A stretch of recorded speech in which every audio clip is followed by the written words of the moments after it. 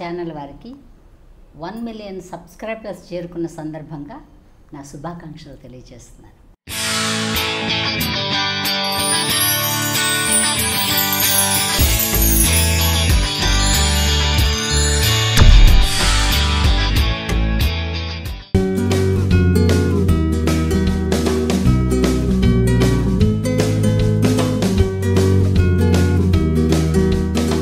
హీరోయిన్గా అలాగే కంటిన్యూ ఉంటే ఈ పోటీలో ఎందుకు అనవసరంగా అనుకుని మదర్ జోన్ ఒకటి ఖాళీగా ఉంది కాబట్టి అక్కడికి వెళ్ళిపోతే ఫుల్ ఒక 30-40 ఏళ్ళు దున్నేయచ్చు అనే ఒక ముందు చూపు మీకు ఎలా వచ్చింది? హీరోయిన్ అంటే నా దృష్టిలో అంటే మనం చూడని ఒక రంభ, ఊర్వశి, మేనక వాళ్ళే నా దృష్టిలో హీరోయిన్లు వింటే బాధపడతారేమో. ఏమన్నా పడనివ్వండి, దానికి దీనికి సంబంధం లేదు. నేను బాగుండను నేను ఎందుకో నాకు అనిపించిందండి. మామూలుగా మన సినిమా రంగంలో ఆకర్షణ చాలా సహజం కదా. మీ ప్రారంభ కాలంలో అటువంటి ఆకర్షణలకు ఎప్పుడు లేవండి. ఉంటే ఇప్పుడు దాకా ఉంటానండి. ఎప్పుడో జెండా కాదండి. అసలు ఇంతకాలం అన్నపూర్ణను చూద్దరా మీరు? మామూలుగా ఇండస్ట్రీలో షూట్ జరిగేప్పుడు హీరోయిన్కి దక్కే మర్యాద వేరు, ఒక సౌకర్యవంతంగా ఒక రిజర్వేషన్ ఇస్తారు కదా, అది చూసి టెంప్ట్ అవ్వలేదా మీరు? అప్పుడు మీకు సంబంధించిన చాలా విలువైన భూమి ప్రభుత్వం ఏదో వాళ్ళ ప్రాజెక్టు కోసం తీసేసుకుంది, దానికోసం మీరు పోరాడి వదిలేశారంటారు, నిజమేనా? ఏమండి, మాగాణి భూమిలో పేదలు ఏం గుడిసెలు వేసుకుంటారు చెప్పండి? ఆ పక్కన ఉన్నది కూడా ఇచ్చేయమంటారు, ఎందుకు తలకాయ నొప్పి? ఎన్ని ఎకరాలు పోయి?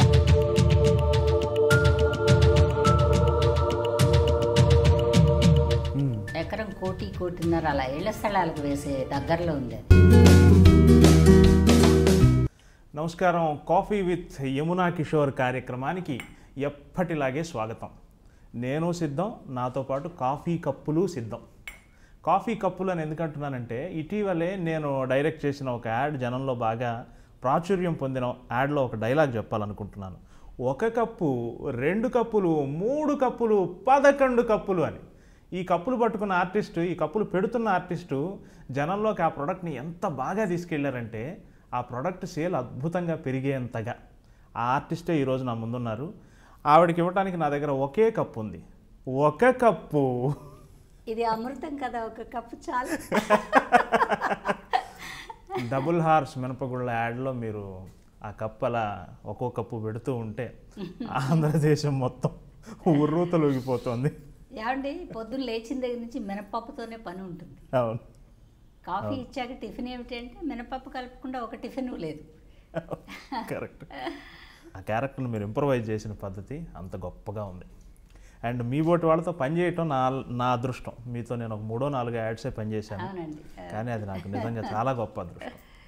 ఈ సమయంలో నేను ఒక పశ్చాత్తాపం కూడా వ్యక్తం చేయాలి. చెప్పండి. మొదటి ఒక 4-5 ఏళ్ళు అండి, నేను కెరియర్ స్టార్ట్ చేశాక తల్లి క్యారెక్టర్లకు కూడా బాంబే నుంచే పిలుచుకొచ్చేవాడిని ఆర్టిస్ట్ని. అంటే మన వాళ్ళందరూ చేస్తారు, అదే మీరు కూడా చేశాను. క్రమక్రమంగా వాళ్ళు ఎంత బాగా చేసినా కానీ డిక్షన్ అనేది, ఒక నేటివిటీ అనేది ఒకటి ఉంటుంది కదా. మీ బోటి వాళ్ళందరినీ ఆ తల్లి పాత్రలో కూడా మీ బోటి వాళ్ళని పెట్టాక వచ్చిన కిక్ నేనేం మిస్ అయ్యానో నాకు అర్థమైంది. కాదండి, అంటే ఒక సంస్కృతి మనకి అన్నంతో మొదలవుతుంది, వాళ్ళు పిండితో మొదలవుతారు. అదే ఓ చపాతీ పిండి కలపడం, అప్పడాలు అనుకోండి, వాళ్ళని పెట్టచ్చు.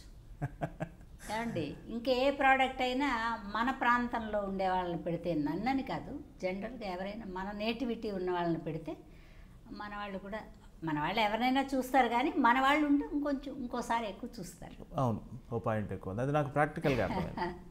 నేటివిటీ అందులో డౌటే లేదు. అండ్ ఇంకోటి విచిత్రం ఏంటంటే, చాలామంది ఆర్టిస్టులకి అడ్వర్టైజ్మెంట్లో డిమాండ్ ఉండదు, కానీ మీకు విచిత్రంగా అడ్వర్టైజ్మెంట్ మార్కెట్ కూడా చాలా ఉంది. మీరు ప్రతి నెల ఏదో ఒక యాడ్లో యాక్ట్ చేస్తూనే ఉంటారు కదా. చేస్తున్నారు. అవును. నేను చేసిన 3-4 అని కాకుండా మీరు అంటే నేను అంతకుముందు పెద్ద ఇంప్రెసివ్గా వచ్చేదాన్ని కదండి. యాడ్ అంటే ఏదో తలకాయ నొప్పి, మోకాళ్ళ నొప్పులు, ఏదో కడుపులో నొప్పి, వీటికి అడిగితే నేను రాను. ఎందుకంటే నేను జబ్బు మనిషిని కాదు. తర్వాత నేను చెప్పినా కూడా హెల్తీగా ఉండి అలా చెప్తే జనం మెచ్చుకోరు. అవును. అందుకని అంటే మిమ్మల్ని యాక్టివ్గానే చూడాలి, ఒక కప్పు రెండో కప్పు అంత యాక్టివ్గానే చూడాలి. సంజీవిని వాళ్ళది ఒకటి చేసిన తర్వాత చెయ్యొచ్చు మనం అనుకుని మొదలుపెట్టారు. దుర్గా నెయ్యి చేశారు నా దగ్గర, ఇంకా నేత్రాలయ వాళ్ళు మేవి 3 యాడ్లేమో చేశాను. అవును అవును, క్రేన్ ఒక్కపొడిది ఒకటి చేశాను. అదే మనం ఫస్ట్ పని చేసాం. అవును. తర్వాత ఒక శారీస్ చేశాను. అవును అవును.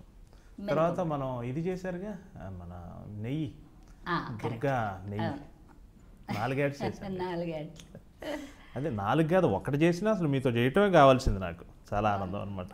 అది భగవంతుడి కృప అండి. అవును అవును అవును. ఇంటర్వ్యూ స్టార్ట్ చేద్దాం. ఇప్పటివరకు అసలు ఇంటర్వ్యూలోకే వెళ్ళలేదు మనం. అన్నపూర్ణ గారు అనగానే నాకు మైండ్లో మెదిలేది ఏంటంటే విపరీతమైన లౌక్యం, విపరీతమైన కలుపుగోలుతనం, చాలా నొప్పింపక తానొవ్వక అద్భుతమైన మీ లైఫ్ స్ట్రాటజీ బాగుంటుంది.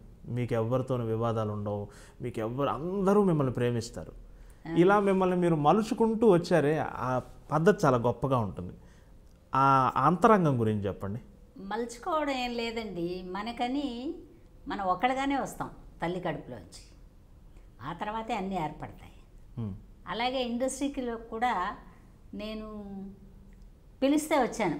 మా అమ్మగారు నన్ను ఆనందంగా ఆ 9 months చూసుకుంటా ఎలాగా భూమి మీదకి తెచ్చారో, ఇండస్ట్రీ వాళ్ళు కూడా నన్ను అలాగే పాపులర్ చేశారు. చేసిన వాళ్ళకి క్రెడిట్ ఇస్తున్నారు. అందుకని నేనేంటంటే మనం ఎవరితో విరోధం పెట్టుకోవాల్సినంత అవసరం లేదు. ఎందుకంటే ఇది ఎవరికి వాళ్ళు ఎదగాలి, అవతల వాళ్ళు చెప్పింది విని చేయగలగాలి. తర్వాత నేను ఇది పక్కా వ్యాపారం అనుకుని చేయను. కొంచెం నాకు ఇష్టం, కొంచెం బతకాలి కాబట్టి. అందుకని నాకు రెగ్యులర్ ప్రొడ్యూసర్లండి. ఒక సినిమా చేసినా, ఓకే, ఏ వర్క్ చేసినా, ఇంక్లూడింగ్ ఇప్పుడు సీరియల్ చేసినా కూడా మళ్ళీ అడుగుతారు నన్ను. అది భగవంతుడు మనకిచ్చిన ఒక వరం అనుకుంటాను నేను. అందుకని ఇండస్ట్రీకి దూరం అవ్వడం ఇష్టం లేదు. తర్వాత అందరూ నా సొంతం అని ఒక ఫీలింగ్ నాకు. జనరల్గా ఎవరిని చూసినా నాకు మనకంటే వాళ్ళు బాగా చేస్తున్నారు అనేది ఉండదు. నాకు చేతకారలేదు కానీ వాళ్ళు బాగా చేస్తున్నారు అనుకుంటాను నేను. అది దానివల్ల కూడా ఏం పెద్ద విరోధాలు వచ్చి ఉండకపోవచ్చు. లౌక్యం అంటూ ఏం లేదండి. ఏదైనా కష్టం వేస్తే మొహం మీద అడిగేసి రేపటి నుంచి నేను మీతో మాట్లాడినండి, మీరు కూడా నాతో మాట్లాడొద్దని చెప్పేస్తాను డైరెక్ట్గా. ఎందుకంటేనండి ఇష్టం లేని మనిషి ఎదురుగుండా వెళ్ళను నేను. నాకు నచ్చకపోయినా నేను వెళ్ళను, వాళ్ళకి నచ్చలేదని తెలిసి నేను పక్క నుంచి వెళ్ళిపోతాను. అంటే విరోధం లేకుండానే జీవించాలి అనేది మరి నాకు కూడా తెలియదు కానండి, ఎందుకో అలా వచ్చింది. పెద్దగా నేను విరోధాలు ఏం పెట్టుకోను. ఏ ఆర్టిస్ట్ని చూసినా నాకు అంటే జలసీ కూడా రాదండి.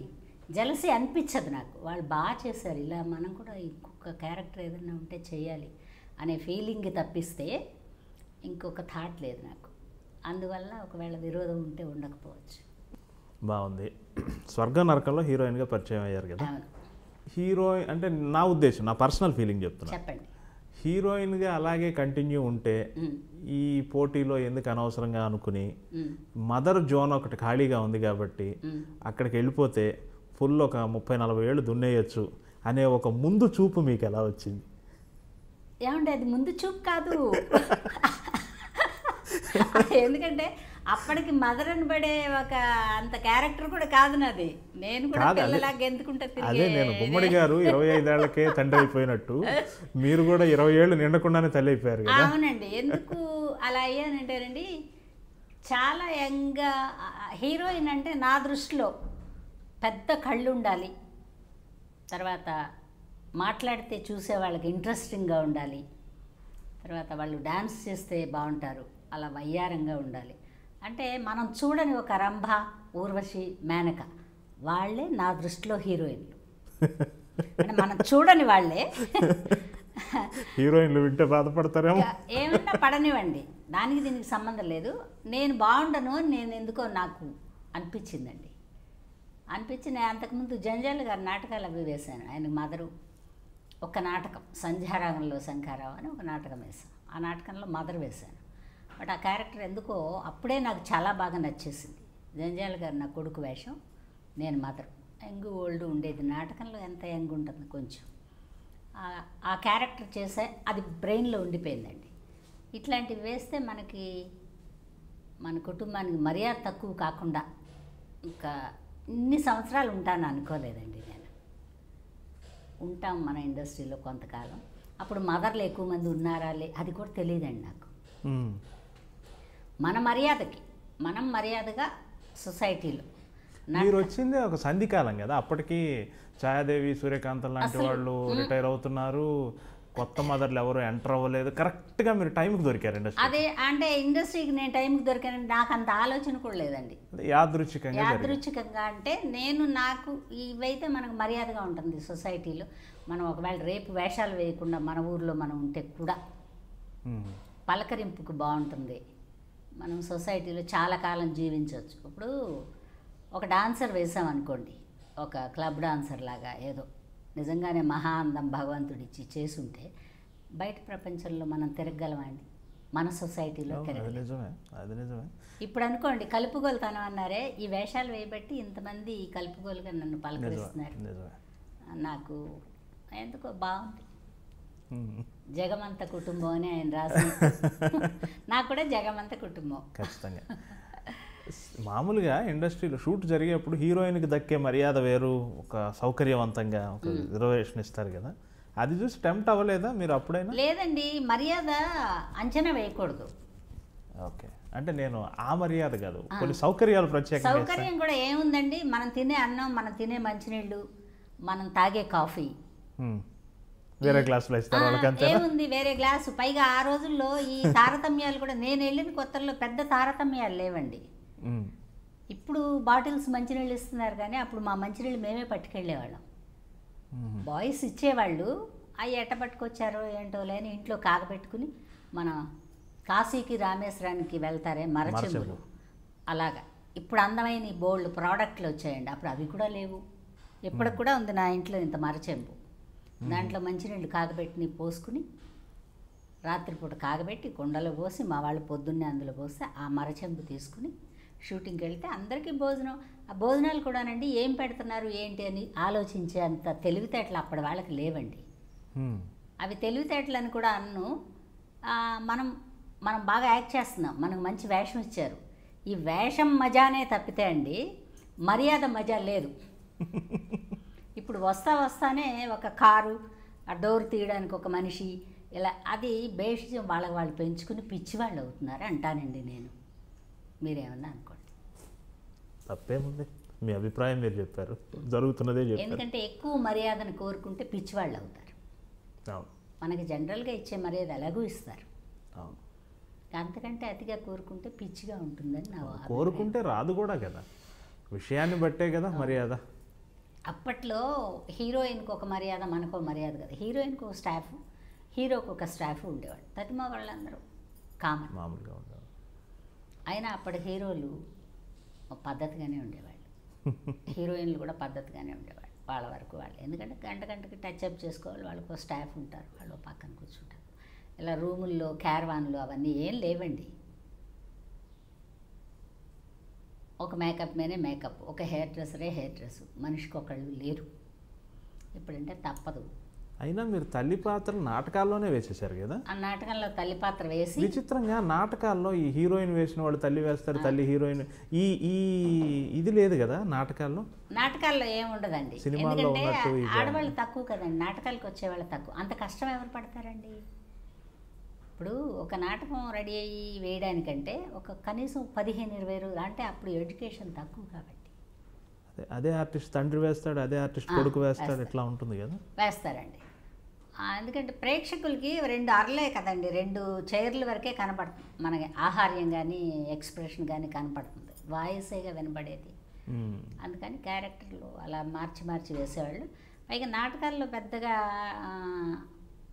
హీరోయిన్లు తక్కువ ఉండేవాళ్ళు, వేస్తానని వచ్చేవాళ్ళు తక్కువ. 15-20 రోజులు రిహార్సల్ చేయాలండి వాళ్ళందరితో కలిసి అర్ధరాత్రి వరకు. వాళ్ళు ఎప్పుడో 6 o'clock ఆఫీసులు అవుతాయి, అప్పుడు వస్తారు.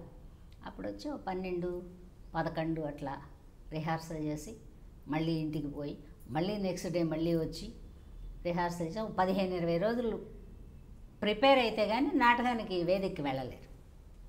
మానసికమైన అలసట కూడా చాలా ఇంత కష్టం ఆ రోజుల్లో పెద్దగా పడేవాళ్ళు కాదు. పైగా మన సమాజంలో అప్పట్లో అంత మర్యాద లేదు. ఇప్పుడు మేకప్ వేసుకుంటే మర్యాద అండి. అప్పుడు మేకప్ వేసుకుంటే ఆ డ్రామాలాడు, ఆ సినిమాల్ని ఇట్లా మాట్లాడేవాడు. ఇప్పుడు ఏంటంటే మా అబ్బాయి కూడా యాక్టరు, మా అమ్మాయి కూడా యాక్టరు, మేము కూడా అనేది ఇప్పుడు గౌరవం వచ్చింది. దేనివల్ల పరిణామమే కదా, మంచి పరిణామం. ఇది మంచిది.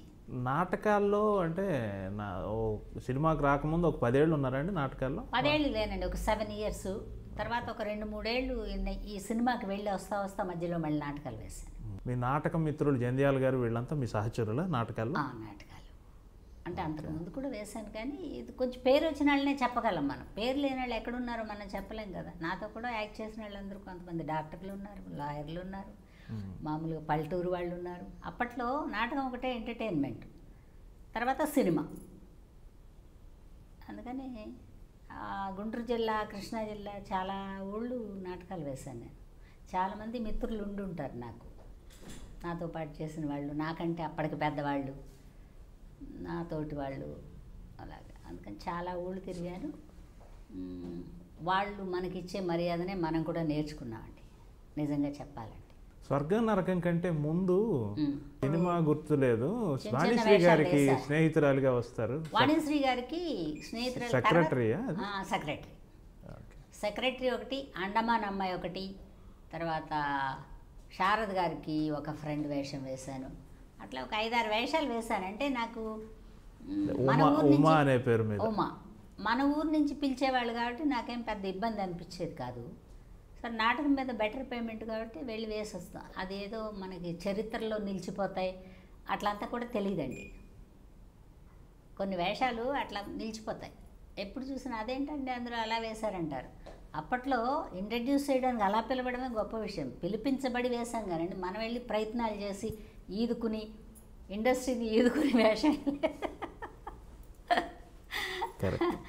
కానీ గొప్ప విషయం ఏంటంటే చిన్న వయసులోనే మనసుని పరిపక్వం చేసేసుకుని మీరు మదర్గా మిమ్మల్ని మీరు డైజెస్ట్ చేసుకొని, ఈజీ కాదు కదా. 40 ఏళ్ల వాడు కూడా తెలియదు, అది కూడా తెలియదు.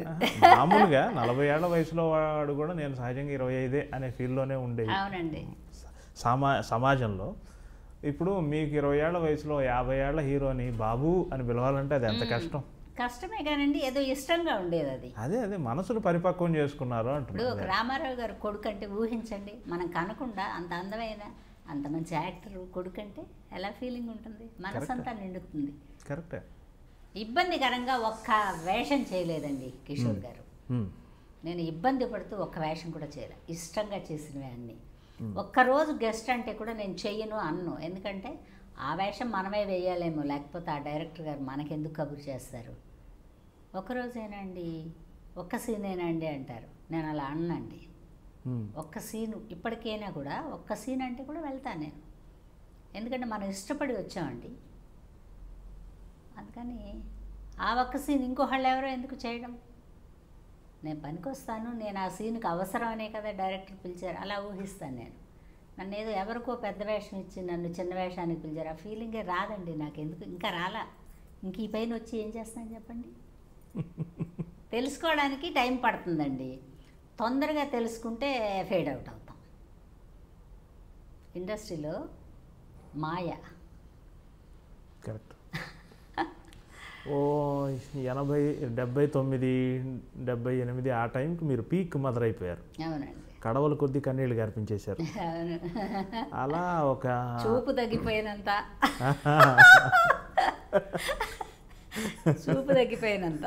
ముందడుగు ఇంకా అవన్నీ వరుస పెట్టి ఇది చేశారు. మంచి క్యారెక్టర్లు పడ్డాయి, మంచి ఆర్టిస్టులతో. అవును అవును. అదే మనం ఇప్పుడు ఎంటర్ అయ్యామనుకోండి తెల్లారిపేటకే మర్చిపోతారు. అప్పట్లో కాబట్టి వాళ్ళంతా డైమండ్స్ కాబట్టి ఆ డైమండ్ల మధ్యలో చిన్న బంగారంలాగా అలా తిరిగా నేను ఆ డైమండ్ల చుట్టూ. అందరు హీరోలకి తల్లిగా ఉన్నారు. అందరు హీరోలకి తల్లి అండి, అందరు క్యారెక్టర్ ఆర్టిస్టులకి భార్య. అవునండి. ఉదయం ఇంటర్వ్యూకి వచ్చే ముందు చలపతిరావు గారికి ఫోన్ చేశాను. ఆయన నాకు బాగా అవునులేండి. కిషోర్ ఒక విషయం అడగవయ్యా అన్నపూర్ణని అన్న. ఏంటి సార్ అడిగాను. ఇంతమంది భర్తలు వేశారు కదా, ఇష్టమైన భర్త ఎవరో అడుగు. భర్తలు ఇష్టం ఏముంటదండి, ఒక స్క్రీన్ భర్త భర్త ఇష్టం అండి. ఉంటాడు. స్క్రీన్ భర్తలంతా వేషమే, చెప్పేయండి ఆయనకి. ఆ, మంచి మిత్రుడండి ఆయన, అందరికీ. చాలా మంచి ఆయన. రామలింగయ్య గారు భర్తగా ఉన్నారు. రామలింగయ్య మారుతి గొల్లపూడి మారుతి అందరండి, అసలు ఒక్కళ్ళు కాదు. రావు గోపాలరావు గారు. రావు గోపాలరావు గారు అయితే చక్కగా పిలిచేవారు, అన్నమ్మ అన్నమ్మ అని పిలిచేవారు.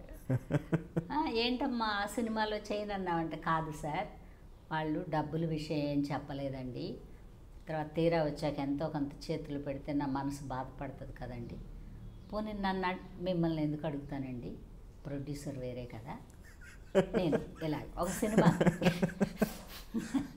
అలా అడిగేవాళ్ళండి. అడిగితే నేను చెప్పేది, కారు కొనుక్కోమ్మా డబ్బులు పెరుగుతాయనేవారు గోపాలరావు గారు. కారు కొంటే రెమ్యూనరేషన్ పెరుగుతాయమ్మా, కారు కొనుక్కో అన్నారు. నేను నిజమేనేమో అని మా ఇంటికి వెళ్ళి మా అమ్మ దగ్గర, అమ్మ గోపాలరావు గారు ఇలా చెప్పారమ్మా, ఎందుకే మన ఊరు వెళ్ళిపోతాం కదా మనం, ఎప్పుడు పిలుస్తారో ఎప్పుడు పిలవరో, వీళ్ళ కోసం కారు కొనుక్కుని ఒక డ్రైవర్ని పెట్టి ఎందుకు మనకు సేఫ్టీ లేకుండా. ఆ రోజుల్లో మా అమ్మగారు, ఏముందండి అంబాసిడర్ బండి కొనుక్కోవచ్చు, కానీ మా అమ్మగారు వద్దు, ఇవన్నీ వద్దనుకుంటే మనం చక్కగా మనం పెట్టి సర్దుకుని వెళ్ళిపోవచ్చు. అంటే అలా ఉండేదా మానసిక స్థితి, ఎప్పుడైనా వెనక్కి వెళ్ళిపోవాలని? ఎందుకంటేనండి ఇది ప్రైవేట్ జాబ్, మనకు కోపం వచ్చినా మనమే వెళ్ళిపోతాం, మీ కోపం వచ్చినా మేమే వెళ్ళిపోతాం. మనకు అర్థం అవ్వాల్సింది అది ఒకటేనండి, ఈ జాబ్లో పెన్షన్ లేదు. దీన్నే నేను లౌక్యం అన్నాను ముందు, మీరు కాదన్నారు. కరెక్టే మీరు చెప్పింది. ఈ ఇండస్ట్రీలో అండి ఎవరికి ఎప్పుడు కోపం వస్తుందో తెలియదు, తర్వాత మనం ఎలా మసులుకోవాలో కూడా తెలియదు. ఎక్కువ మాట్లాడిన కష్టమే, తక్కువ మాట్లాడితేనేమో ఏమిటి ఆవిడ లెవెల్ పోతుంది అంటారు. నేను మాట్లాడకుండానే ఉండకూడదు, ఎక్కువ మాట్లాడకూడదు, ఎక్కువ అడగకూడదు, కొంచెం పెంచి ఇచ్చేలాగా మనం అడగాలి. మనం డిమాండ్ చేస్తే ఆవిడ చాలా గర్వం పెరిగిందయ్యా, డిమాండ్ చేస్తుంది, ఇంకే స్టేట్లోనే ఎవరినన్నా వెతకండి అంటారు. తర్వాత నాకు చేతనైంది ఇది ఒకటే పని అండి, ఎవరి దగ్గర వెళ్ళి హస్కేయలేను. తర్వాత నాకు పెద్ద బంధువులకి నాకు పెద్ద టచ్ ఏం లేదు, ఎందుకంటే నేను చాలా చిన్నప్పుడు ఇండస్ట్రీకి వచ్చిన మూలాన ఈ పని నా బంధువులు కానివ్వండి, స్నేహితులు కానివ్వండి, ఇంక్లూడింగ్ నా హస్బెండ్ అనుకోండి, అన్ని రకాల క్యారెక్టర్లు ఈ రంగులోనే ఉంది నాకు. నేను అందుకని ఇది వదిలిపెట్టి వెళ్ళలేను, ఇంకో పని చేయలేను, ఇంట్లో వంట అయితే చేస్తా. అందుకని ఏంటంటే కొంచెం ఏం పోయింది చూసి చూడనట్టు వెళ్తే కొంతకాలం అలా ఇండస్ట్రీలో తిరగచ్చు. 2001 నుంచి 2007 మధ్యలో మీరు ఎక్కువ కనిపించలేదు, భారీ గ్యాప్ వచ్చింది. ఎందువల్ల అంటే అండి బ్లాక్ పిగ్మెంటేషన్ వచ్చింది ఫేస్కి మాత్రం. మన ఇండస్ట్రీలో నేను మంచి కలర్ ఉండేదాన్ని అప్పుడు, అలా చూసి ఇలా వచ్చేటప్పటికి ఆవిడకి ఏదో జబ్బు చేసిందని ఒక ఫీలింగ్ వచ్చేసింది. తర్వాత మనకు టైం కూడా ఎక్కువ కాలం పరిగెత్తలేమండి, ఒక చోట ఆపుతాడు. ఆ మైల్ రాయే ఈ మధ్యలో ఉన్న 5-6 ఏళ్ళు జీవితంలో పరిగెడతాం, దాన్ని కూడా ఆపుతాడు భగవంతుడు. ఆ ఆపిందే ఈ గ్యాప్. అయినా కూడా నేనేం పెద్ద నిరాశపడలా, సరే చూద్దాం అలా. అప్పుడు మధ్యలో టీవీ సీరియల్ వేసా, టీవీ సీరియల్ చేస్తా, ఇంకేం టైంపాస్ లేదు కదండి, అది వేస్తా మళ్ళీ కొంచెం నార్మల్కి వచ్చింది, మళ్ళీ పిలుస్తున్నారు. ఎప్పుడు షిఫ్ట్ అయ్యారు హైదరాబాద్, చెన్నై నుంచి? 22 ఇయర్స్ అయిందండి షిఫ్ట్ అయ్యి 22 ఇయర్స్. ఎక్కడున్నానో అక్కడే ఉన్నాను నేను. ఇల్లు కొనుక్కుని వచ్చాను ఇక్కడ, దివ్యశక్తి అపార్ట్మెంట్. ఎందుకంటే మన తెలుగుదేశంలో సామాన్లు ఇచ్చుకుని ఆ ఇంటికి ఇంటికి తిరిగితే బాగుంటుందని ఆ మెడ్రాస్ నుంచి ఒక 6 లక్షలు తెచ్చుకుని మద్రాసులో ఇల్లు కట్టుకుని సెటిల్ అయ్యారు. మద్రాసులో పెద్ద ప్రాపర్టీలు ఏం లేవండి, ఒక చిన్న ఇల్లు, చిన్నదంటే ఒక హాఫ్ గ్రౌండ్లో కట్టా. అది కూడా ఎందుకంటే మా అమ్మగారికి ఎప్పుడూ జబ్బు చేసేది, కబిక్కిని ఏమన్నా అయితే వీళ్ళు బయట పెట్టేయమంటారేమో, ఏదో ఒక అదనం సంపాదించాం కదా మనం, మన వాళ్ళు వచ్చిందాకా ఉండాలి కదా మనం ఇక్కడ, సరే అందుకని ఒక 7 లక్షలు 8 లక్షలు అప్పుడు అది కొనుక్కున్నాను సెంటర్, అప్పటికి మేము ఉండే సెంటర్లో. ఆ తర్వాత అది పడగొట్టి కొంచెం ఒక 2 ఫ్లోర్ల కింద వేసుకున్నాను. అంతా ఇండస్ట్రీ చాలవే. బాగానే నడుస్తోంది. ఇప్పటికీ బిజీనే కదా మీరు? బిజీనే. అంటే బిజీ అంటే అండి అదే చెప్పానుగా, 2 రోజులు ఒక రోజు అంటే కూడా నేను రానండి అన్నాం. సరే వెళ్దాం అనుకుని వెళ్తాను కాబట్టి బిజీ ఉన్నానండి. లేదండి 10 రోజుల వేషం, పెద్ద వేషం అంటే బిజీ ఉండరు. ఆ 10 రోజులు ఏ నెలలో వస్తాయో, సంవత్సరంలో ఎప్పుడు వస్తాయో తెలియదు. అందుకని పిలుస్తున్నారు. ఇప్పుడు పిల్లలు కూడా ఈ మధ్య పిలుస్తున్నారు. ఆ మధ్యలో ఒక 4 ఏళ్ళు బ్లంట్గా పిలవలేదండి. అక్కడి నుంచి అప్పుడొకటి ఈ శాటిలైట్ మూవీలు వచ్చాయి కదండి. అప్పుడు ఈ చిన్న పిల్లలు ప్రొడ్యూసర్లు కొడుకులు వాళ్ళు హీరోలు వేసేవాటికి ఏదో ఒక 2 రోజులు 3 రోజులు బామ్మ అమ్మ అట్లా అంతా పిలిచారు. అప్పుడు మళ్ళీ మొదలైంది. గ్యాప్ కాలంలో కూడా మీరు హైదరాబాద్లోనే ఉన్నారు, చెన్నైలో ఉండటం వల్ల గ్యాప్ కాదు అది? లేదండి, ఇక్కడే ఉన్నా. ఓకే, అంటే మీరు 95, 96 నాటికే వచ్చారు? 96కి వచ్చేసానండి. 96 నుంచి ఇంకా స్టిల్ ఇక్కడే. ఇంకా హెల్త్ బాగున్నంతకాలం ఉంటా అండి. హెల్త్ ఏమైనా అప్సెట్ కొట్టిందంటే బెజవాడ వెళ్ళిపోతా. బాగా అనుబంధం మీకు? అనుబంధం అంటేనండి మనం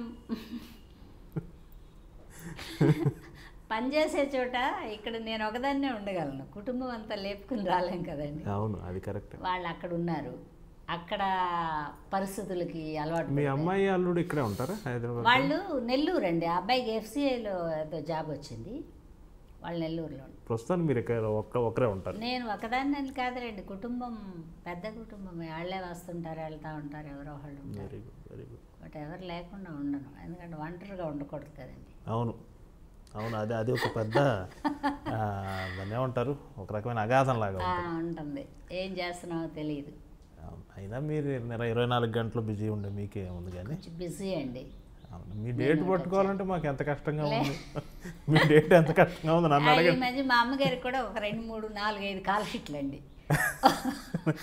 నన్ను అడగండి, చెప్తాను అసలు మీ డేట్లు ఎంత బిజీగా ఉన్నాయి. అయితే మనం ఎటో మొదలుపెట్టి ఎటో వెళ్ళిపోయాం. మీరు అదే కడవల కొద్ది కన్నీళ్ళ దగ్గర ఉన్నాం మనం. అవును, 77 నుంచి 92, 93 దాకా. అయితే ఒక్కసారిగా హలో బ్రదర్ సినిమాలో మిమ్మల్ని డిఫరెంట్గా చూపించారు. Modern mother. దానికి ముందు అప్పులప్పారావులోనే ఒక పల్టీ కొట్టారు. ఏంటి అది? అందరం మిమ్మల్ని అలా చూస్తుంటే ఆయన మిమ్మల్ని ఇంకోలా చూశారు. అంటే ఆయనకి అలా ఇష్టమేమో అండి. అదే చెప్తున్నా కదా, నేను డైరెక్టర్లకి ఒక్కొక్కరికి ఒక్కొక్క అభిప్రాయం అండి. నేను ఏ క్యారెక్టర్ అయినా చేయగలను కానీ నేను చేస్తాను నాకు ఇవ్వండి అని నేను అడగను ఎవరిని. ఎందుకంటే మనం అడిగి వేస్తే థ్రిల్ ఉండదు. మనం చేసినా కూడా సిచ్యువేషన్ బట్టి ఒక క్యారెక్టర్ అనుకోండి నవ్వుతారు జనం, ఏదైనా కూడానండి. మీరు అక్కడ నుంచి కామెడీలో కూడా కంటిన్యూ అయిపోయారు. కామెడీ నాకు ఇష్టం అండి. ఈ ఏడుపు మాట ఎలా ఉన్నా ఒక మంచి మదరు, ఒక మంచి కమెడియన్, ఈ 2 ఇష్టమే నాకు. నేను ఏదైనా కామెడీ వస్తుంటే అలా కూర్చుండిపోతాను టీవీ ముందు. మా ఇంట్లో వాళ్ళందరూ అంటారు, ఇప్పుడే పల్లెటూరు నుంచి బొట్టుచ్చుకుని వచ్చినట్టు అలా కూర్చుండిపోయావేంటి, అలా నవ్వుకుంటావేంటంటారు. అదే అలవాటు నా చెల్లెలు చిన్న కొడుకు వచ్చింది, నా అలవాటే. వాడు కూడా అలా కూర్చుంటే నేను కూడా అలాగే కూర్చుంటానండి. ఈ విషాదాలు ఉంటే కొంచెం తక్కువ కూర్చుంటాను, ఎందుకంటే నేనే విషాదం చేసి ఉన్నాను కదా. కామెడీ కూడా ఇష్టం అండి, చేయగలను. కానీ జనం ఇలా ఇష్టపడ్డారు కదా, అందుకని మన డైరెక్టర్లు పిలవరు. ఇదే మలయాళం ఇండస్ట్రీ అనుకోండి, అన్ని రకాల వేషాలు వేస్తారు. సుకుమార్ గారు ఎన్ని రకాల వేషాలు వేశారండి. 2500 సినిమాలు. ఆవిడే చెప్పింది, ఏంటి నిన్ను ఎప్పుడు చూసినా ఒకటే టైప్లో తీస్తారు మీ వాళ్ళు, రకరకాలుగా ఉపయోగించుకోవచ్చు కదా, నిన్ను ఏ క్యారెక్టర్ పడితే ఆ క్యారెక్టర్ వేయొచ్చు కదా, కొంచెం చూడగానే నవ్వుతారు కదా. ఇలా క్యారెక్టర్ వేసినప్పుడు ఇలా క్యారెక్టర్ వేస్తే జనం ముందు నవ్వుతారు. ఆ నవ్వులోంచి తేరుకునేటప్పటికి కొంచెం కిక్ వస్తుంది. ఎందుకు నీకు ఇలాగే ఇస్తారని అడిగింది ఆవిడ ఒకసారి. అడిగితే ఏమో అమ్మా వాళ్ళు ఇచ్చిందే కదా మనం చేయాలి, మనం అడగలేం కదా. మలయాళీస్ ఇస్తారు కానండి, మన వాళ్ళు ఏ ట్రెండ్లో అలవాటు పడితే ఆ ట్రెండ్లో వెళ్తారండి. మనం తప్ప ఎవరైనా క్యారెక్టర్ బాగా చేస్తారనే ఊహ కూడా ఉంది మన వాళ్ళకి. బయట నుంచి వచ్చిన వాళ్ళు బాగా చేస్తారు, దాన్ని ఎవరు మారుస్తారు కాదండి. అవును, ఆ పాపంలో నాకు కూడా కొంత భాగం ఉంది. ముందు నేను కూడా అలాగే అనుకునేవాడిని. కాదు అంటే యాడ్లు అంటే అన్ని చోట్లకి వెళ్తాయి కదండి, రకరకాలుగా వెళ్ళాలి. దీన్ని తప్పు పట్టడానికి లేదు. మన సినిమాలు కూడా ఇప్పుడు అన్ని లాంగ్వేజ్లు డబ్ చేస్తున్నారు కాబట్టి వాళ్ళని ఇప్పుడు తప్పు పట్టడానికి లేదండి. అవును, ఇది అప్పుల అప్పారావు, హలో బ్రదర్ ఇట్లాంటి క్యారెక్టర్లు ఆయన చెప్పగానే మీరు మీ స్పందన ఏంటి? అంటే అప్పులప్పారావు అప్పుడు కొంచెం బేజారు పడ్డారు. ఫస్ట్ టైం కదా అలాగ మోడర్న్గా ఇంత చేతులు పెట్టి ఇంత పెద్ద మెడ పెట్టి అప్పటిదాకా ఇలా ముసుకేసుకుని అది కాదు బాబు ఇది కాదు బాబు అన్న వేషం అప్పుడు ఒక్కసారి గాబరపడ్డానండి. మా అమ్మగారు అన్నారు, ఆడితే 100 రోజులు ఆడుద్ది గుర్తుపెట్టుకుంటారు, ఆడకపోతే 2-3 రోజుల్లో పోద్ది నీకు పేరే ఉండదు, వేసేవే అంది మా అమ్మ. భలే లాజిక్ చెప్పారండి. కాదండి, నేను చేయనంటాను. నేను మన ఇంట్లో ఉండి నువ్వు చేయనంటే వాళ్ళు బలిసింది అది ఇది అనుకుంటారు, చెడ్డగా అనుకుంటారు. ఇండస్ట్రీలో నీకేమో నువ్వేమో ఎవరి దగ్గరికి పోయి అడగలేవు, చావలేవు, వెళ్ళు వెయ్యి అంది. అంటే మా అమ్మ ధైర్యంతో వెళ్ళాను. కానండి షివరింగ్ ఉంది నాకు. ఫస్ట్ 2-3 టేక్ శంకరాభరణం సోమయాజులు గారి వైఫ్ ఆయనకు ఒక స్టెప్ని సరే చెప్పాక రసస్పందన కలిగినప్పుడు ఆవిడ దగ్గరికి నేనేమనుకున్నానంటే ఈయనే వేస్తున్నారు ఒక అమ్మాయిని ఉంపుడు గత్తిగా పెట్టుకున్న వేషం, సరే ఈ వేషం నేను వేస్తే తప్పే ఉందలే, అందులో మన కొడుకు వేషం వేసిన చిరంజీవి గారి అభిమాని వేషమే కదా, ఓకే చలో అనుకుని ఒక్కసారే అండి తడబడ్డాను. మళ్ళీ తర్వాత రికవర్ అయిపోయాను. ఆయన ఏం చెప్తే అది, ఇది మంది కాదు, ఈవీవి సత్యనారాయణ గారి ఆత్మ, మనకు అనవసరం అనుకుని అంతవరకు చేశారు. హలో బ్రదర్కి పిలిచారు. అప్పుడు కూడా ఇంకే లేదండి, అది ఫస్ట్ టైం ఒకసారి అలా కొంచెం బేజారు పడ్డాను. కానీ ఆ వేషం వేయడానికి అదే ఇప్పుడు అనుకోండి అసలు బేజారే ఉండదు కాదండి, ఎందుకంటే చూస్తారనేది వచ్చేసిందిగా. తిట్టుకుంటానో ఎట్టాగో ఇష్టపడి చూసిన వాళ్ళు ఉన్నారండి, ఎందుకమ్మా అలా వేసావని అడిగిన వాళ్ళు ఉన్నారు, వెరైటీగా కూడా బాగానే ఉన్నారండి అన్నవాళ్ళు ఉన్నారు. ఎందుకంటే రైల్లో ప్రయాణం చేస్తాం కదండి, ఎంతమందో కనపడుతుంటారు, వాళ్ళే చెప్తుంటారు. అంటే ఈ సినిమా ఇంకా కూడా వీళ్ళు గుర్తుపెట్టుకుని చెప్తున్నారు అంటే బాగానే ఉందన్నమాట అని మనసులో మనం ఒక సాటిస్ఫాక్షన్. కరెక్ట్. అవును, చిరంజీవి గారికి పూలమాల వేసేసి అయ్యో ఎంత మిస్టరీ అండి. అదే మీకు చెప్పకుండా ఆయనకి చెప్పకుండా షూట్ చేసేసారు కదా. నేను చాలా విషయాలు తొందరగా అడగనండి, ఎందుకంటే వాళ్ళు అండర్స్టాండింగ్లో ఉంటారు, మనమేంటి వేషం వేయడానికి వచ్చిన వాళ్ళం అనే ఉద్దేశం అండి. తర్వాత ఎవరన్నా వేసిన వేషం నాకు ఇస్తే ఈ మధ్యనే అడుగుతున్నానండి, ఈ వేషం నాకేనా అండి, ఇంతకుముందు ఎవరు నన్ను పెట్టుకుని తీసేసి నన్ను పెట్టుకుంటున్నారని ఇప్పుడు అడుగుతున్నాను. ఎందుకంటే మనస్పర్ధలు ఎందుకు, ఆఖరి రోజుల్లో గొడవలు ఉండకూడదండి. కరెక్ట్. అసలు మీరు మొదటి నుంచే గొడవలు లేదు. గొడవలు లేవండి. అప్పుడు ఆ వేషాలకి ఎవరినో పెట్టుకుని నన్ను పెట్టలా. ఇప్పుడు 2, 3, 4, 5 పేర్లు రాసుకుంటున్నారు స్క్రిప్ట్లో. అంటే ఇలా అయి ఉండొచ్చు కదా, వాళ్ళు తృప్తిగా చేసి ఉండకపోవటం వల్ల మీరు బాగా చేస్తారు. నిజమేనండి, కానీ వాళ్ళకి చెప్పి మిమ్మల్ని మీరు లేరమ్మా ఇందులో వేరే ఆర్టిస్ట్ని పెట్టుకుంటున్నామని చెప్పాలండి. చెప్పకపోతే ఏమవుతుందంటే అన్నపూర్ణ ఏదో మాయ చేసి మంత్రం చేసి అవసరం లేదండి. భగవంతుడు బాగానే చూశాడు, ఇంకా మాయలు మంత్రాలు చేసి వేషాన్ని ఇలా అనే రోజులు పోయాయి. అనుకునే రోజుల్లోనే నేను ఇలా అనలా, వాళ్ళే ఇలా అన్నారు, నేను వెళ్ళా. ఇప్పుడు అసలు అవసరం లేదు, బాగా చూస్తున్నాడు దేవుడు. అందుకని చాలామంది అపార్థం చేసుకుంటున్నారండి, ఇలా వెళ్ళిపోతున్నారు ఒక్కొక్కళ్ళు. ఎందుకు వీళ్ళు ఇలా వెళ్ళారు, మనం ఎప్పుడు ఏమనలేదు ఎవరిది. నేను అసలు డిస్కస్ చేయనండి, ఎవరు బిజీగా ఉన్నారు ఎవరు ఖాళీగా ఉన్నారు అది కూడా పట్టించుకోను నేను. మన పాటికి మనం వెళ్ళాం కూర్చున్నా, నేను కూర్చుంటా అండి. కొంతమంది 1-2-3 ఆర్టిస్టులు అంటే అప్కమింగ్లో, అంటే ఈ క్యారెక్టర్లకు అప్కమింగ్ అండి, వాళ్ళ అప్కమింగ్ కాదు. ఈ పెట్టుకుని తీసేస్తే ముందు వాళ్ళకి చెప్పండి, ఎవరినన్నా పెట్టుకున్నారా, ఎవరికన్నా ఇప్పుడు అడ్వాన్స్లు ఇవ్వటాలు లేవనుకోండి, సెట్కి వెళ్ళాక ఇస్తున్నారు. అలా ఏమన్నా క్యారెక్టర్ ఉంటే అడిగి వేస్తున్నాను ఇప్పుడు. అప్పట్లో పెద్దగా ఎవరు పోటీలు లేవులేండి. అన్నపూర్ణ అంటే అన్నపూర్ణ. ఇప్పుడు తమిళనాడు నుంచి, కేరళ నుంచి, బొంబాయి నుంచి, హైదరాబాద్. అవునండి, అంటే అలాగే ఉంది సిచ్యువేషను. సరే నేనేమనుకుంటానంటే మిమ్మల్ని అనుకున్నారు కానమ్మా ఆవిడని పెట్టారంటే, ఏమో లేవయ్యా హిందీలో డబ్ చేస్తారేమో, పెట్టుకొని బిజినెస్ కదా ముఖ్యం అంటాను నేను నిజంగా అలాగే అనుకుంటాను. ఈ బిజినెస్ చాలా కష్టమైందండి. అవును, మన రూపాయి మనకి ఎలా అయినా ఇచ్చేస్తాడు ప్రొడ్యూసర్ కూడా బాగుంటే, నేను కాకపోతే ఇంకొకళ్ళు బతుకుతారు కదండి. అసలు ఏ కంప్లైంట్ లేదా మీకు ఇండస్ట్రీ మీద? మీకు ఇవ్వాల్సిన ప్రతి రూపాయి వచ్చేసినట్టేనా? అంటే ₹1, ₹10 ఎవరన్నా ఇవ్వకపోయినా అండి, ఇవ్వలేను అని చెప్తే నేనేమన్నాండి. చీట్ చేస్తే కష్టపడతా, అడిగేస్తాను నేను ఫోన్ చేసి, దొరికిందాకా వదలనండి మనిషి. ఆ మనిషిని పట్టుకుని సెంటర్లో కనపడ్డా అడుగుతానండి. ఉన్నాయా అట్లాంటి సందర్భాలు? అంటే ఒకటో రెండో, అంటే వాళ్ళే చెప్తారండి, నా అదృష్టమేమో. అమ్మా మీరు డబ్బింగ్ చెప్పేయండి, లాస్ట్లో ఇవ్వగలిగితే పంపిస్తాను, లేదంటే నెక్స్ట్ మూవీకి చూసుకుందాం అంటే సాధ్యమైనంత వరకు ఇస్తారండి. ఒక 10 చేస్తే ఎప్పుడన్నా ఒకళ్ళు, బట్ ఆవిడ డబ్బులే ఫోన్లే పెద్ద ఆవిడ అనుకుంటే పంపించేవాళ్ళు ఉన్నారు. ఇవ్వలేను అని చెప్పేస్తే మాత్రం వదిలేస్తానండి. అంతే. అది నాకు చాలా అవసరం అండి. ఇప్పుడు ఎసరు పెట్టాలి ఇట్లా అంతా చెప్పను నేను. కొంచెం డబ్బులు ఇస్తే బాగుంటుంది అయ్యా అంట నేను. వాళ్ళు కూడా పంపిస్తారు, 2 రోజులు ఆగి పంపుతామమ్మంటారు, వాళ్ళే పంపిస్తారు. ఇండస్ట్రీలో పెద్ద కంప్లైంట్లు ఏం లేవండి, పోట్లాడిన సందర్భాలు కూడా ఏం లేవు. అప్పుడే అడిగేస్తానండి కష్టం వేస్తే, ఏమ్మా నేనేమన్నా అన్నానా నిన్ను, నువ్వేంటి మొహం అటు ఇటో తిప్పుకుని కూర్చున్నావు అంటే చూడలేదమ్మా అంటారు, అప్పుడు వదిలేస్తా. అందుకని సాధ్యమైనంత వరకు ఎవరితోనూ విరోధం లేకుండా ఇండస్ట్రీలో ఉండాలనేది నా మెయిన్ ధ్యేయమండి. ఎవరు పిలిచితే సంతోషం, పిలవకపోయినా సంతోషం. మనకి ఇంకా పనులు ఉంటాయి కదండి లైఫ్లో, ఇది ఒకటే పని కాదు.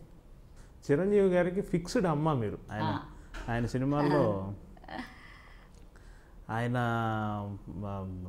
సినిమాల్లో తల్లి పాత్ర అంటూ ఉంటే అది అన్నపూర్ణ గారే చేయాలి అనేంతగా. లేదండి, కొంతమంది వేశారు, జయంతి గారు వాళ్ళు వీళ్ళు వేశారు, కానీ తక్కువ వాళ్ళు వేసింది, నేనే ఎక్కువ చేశాను.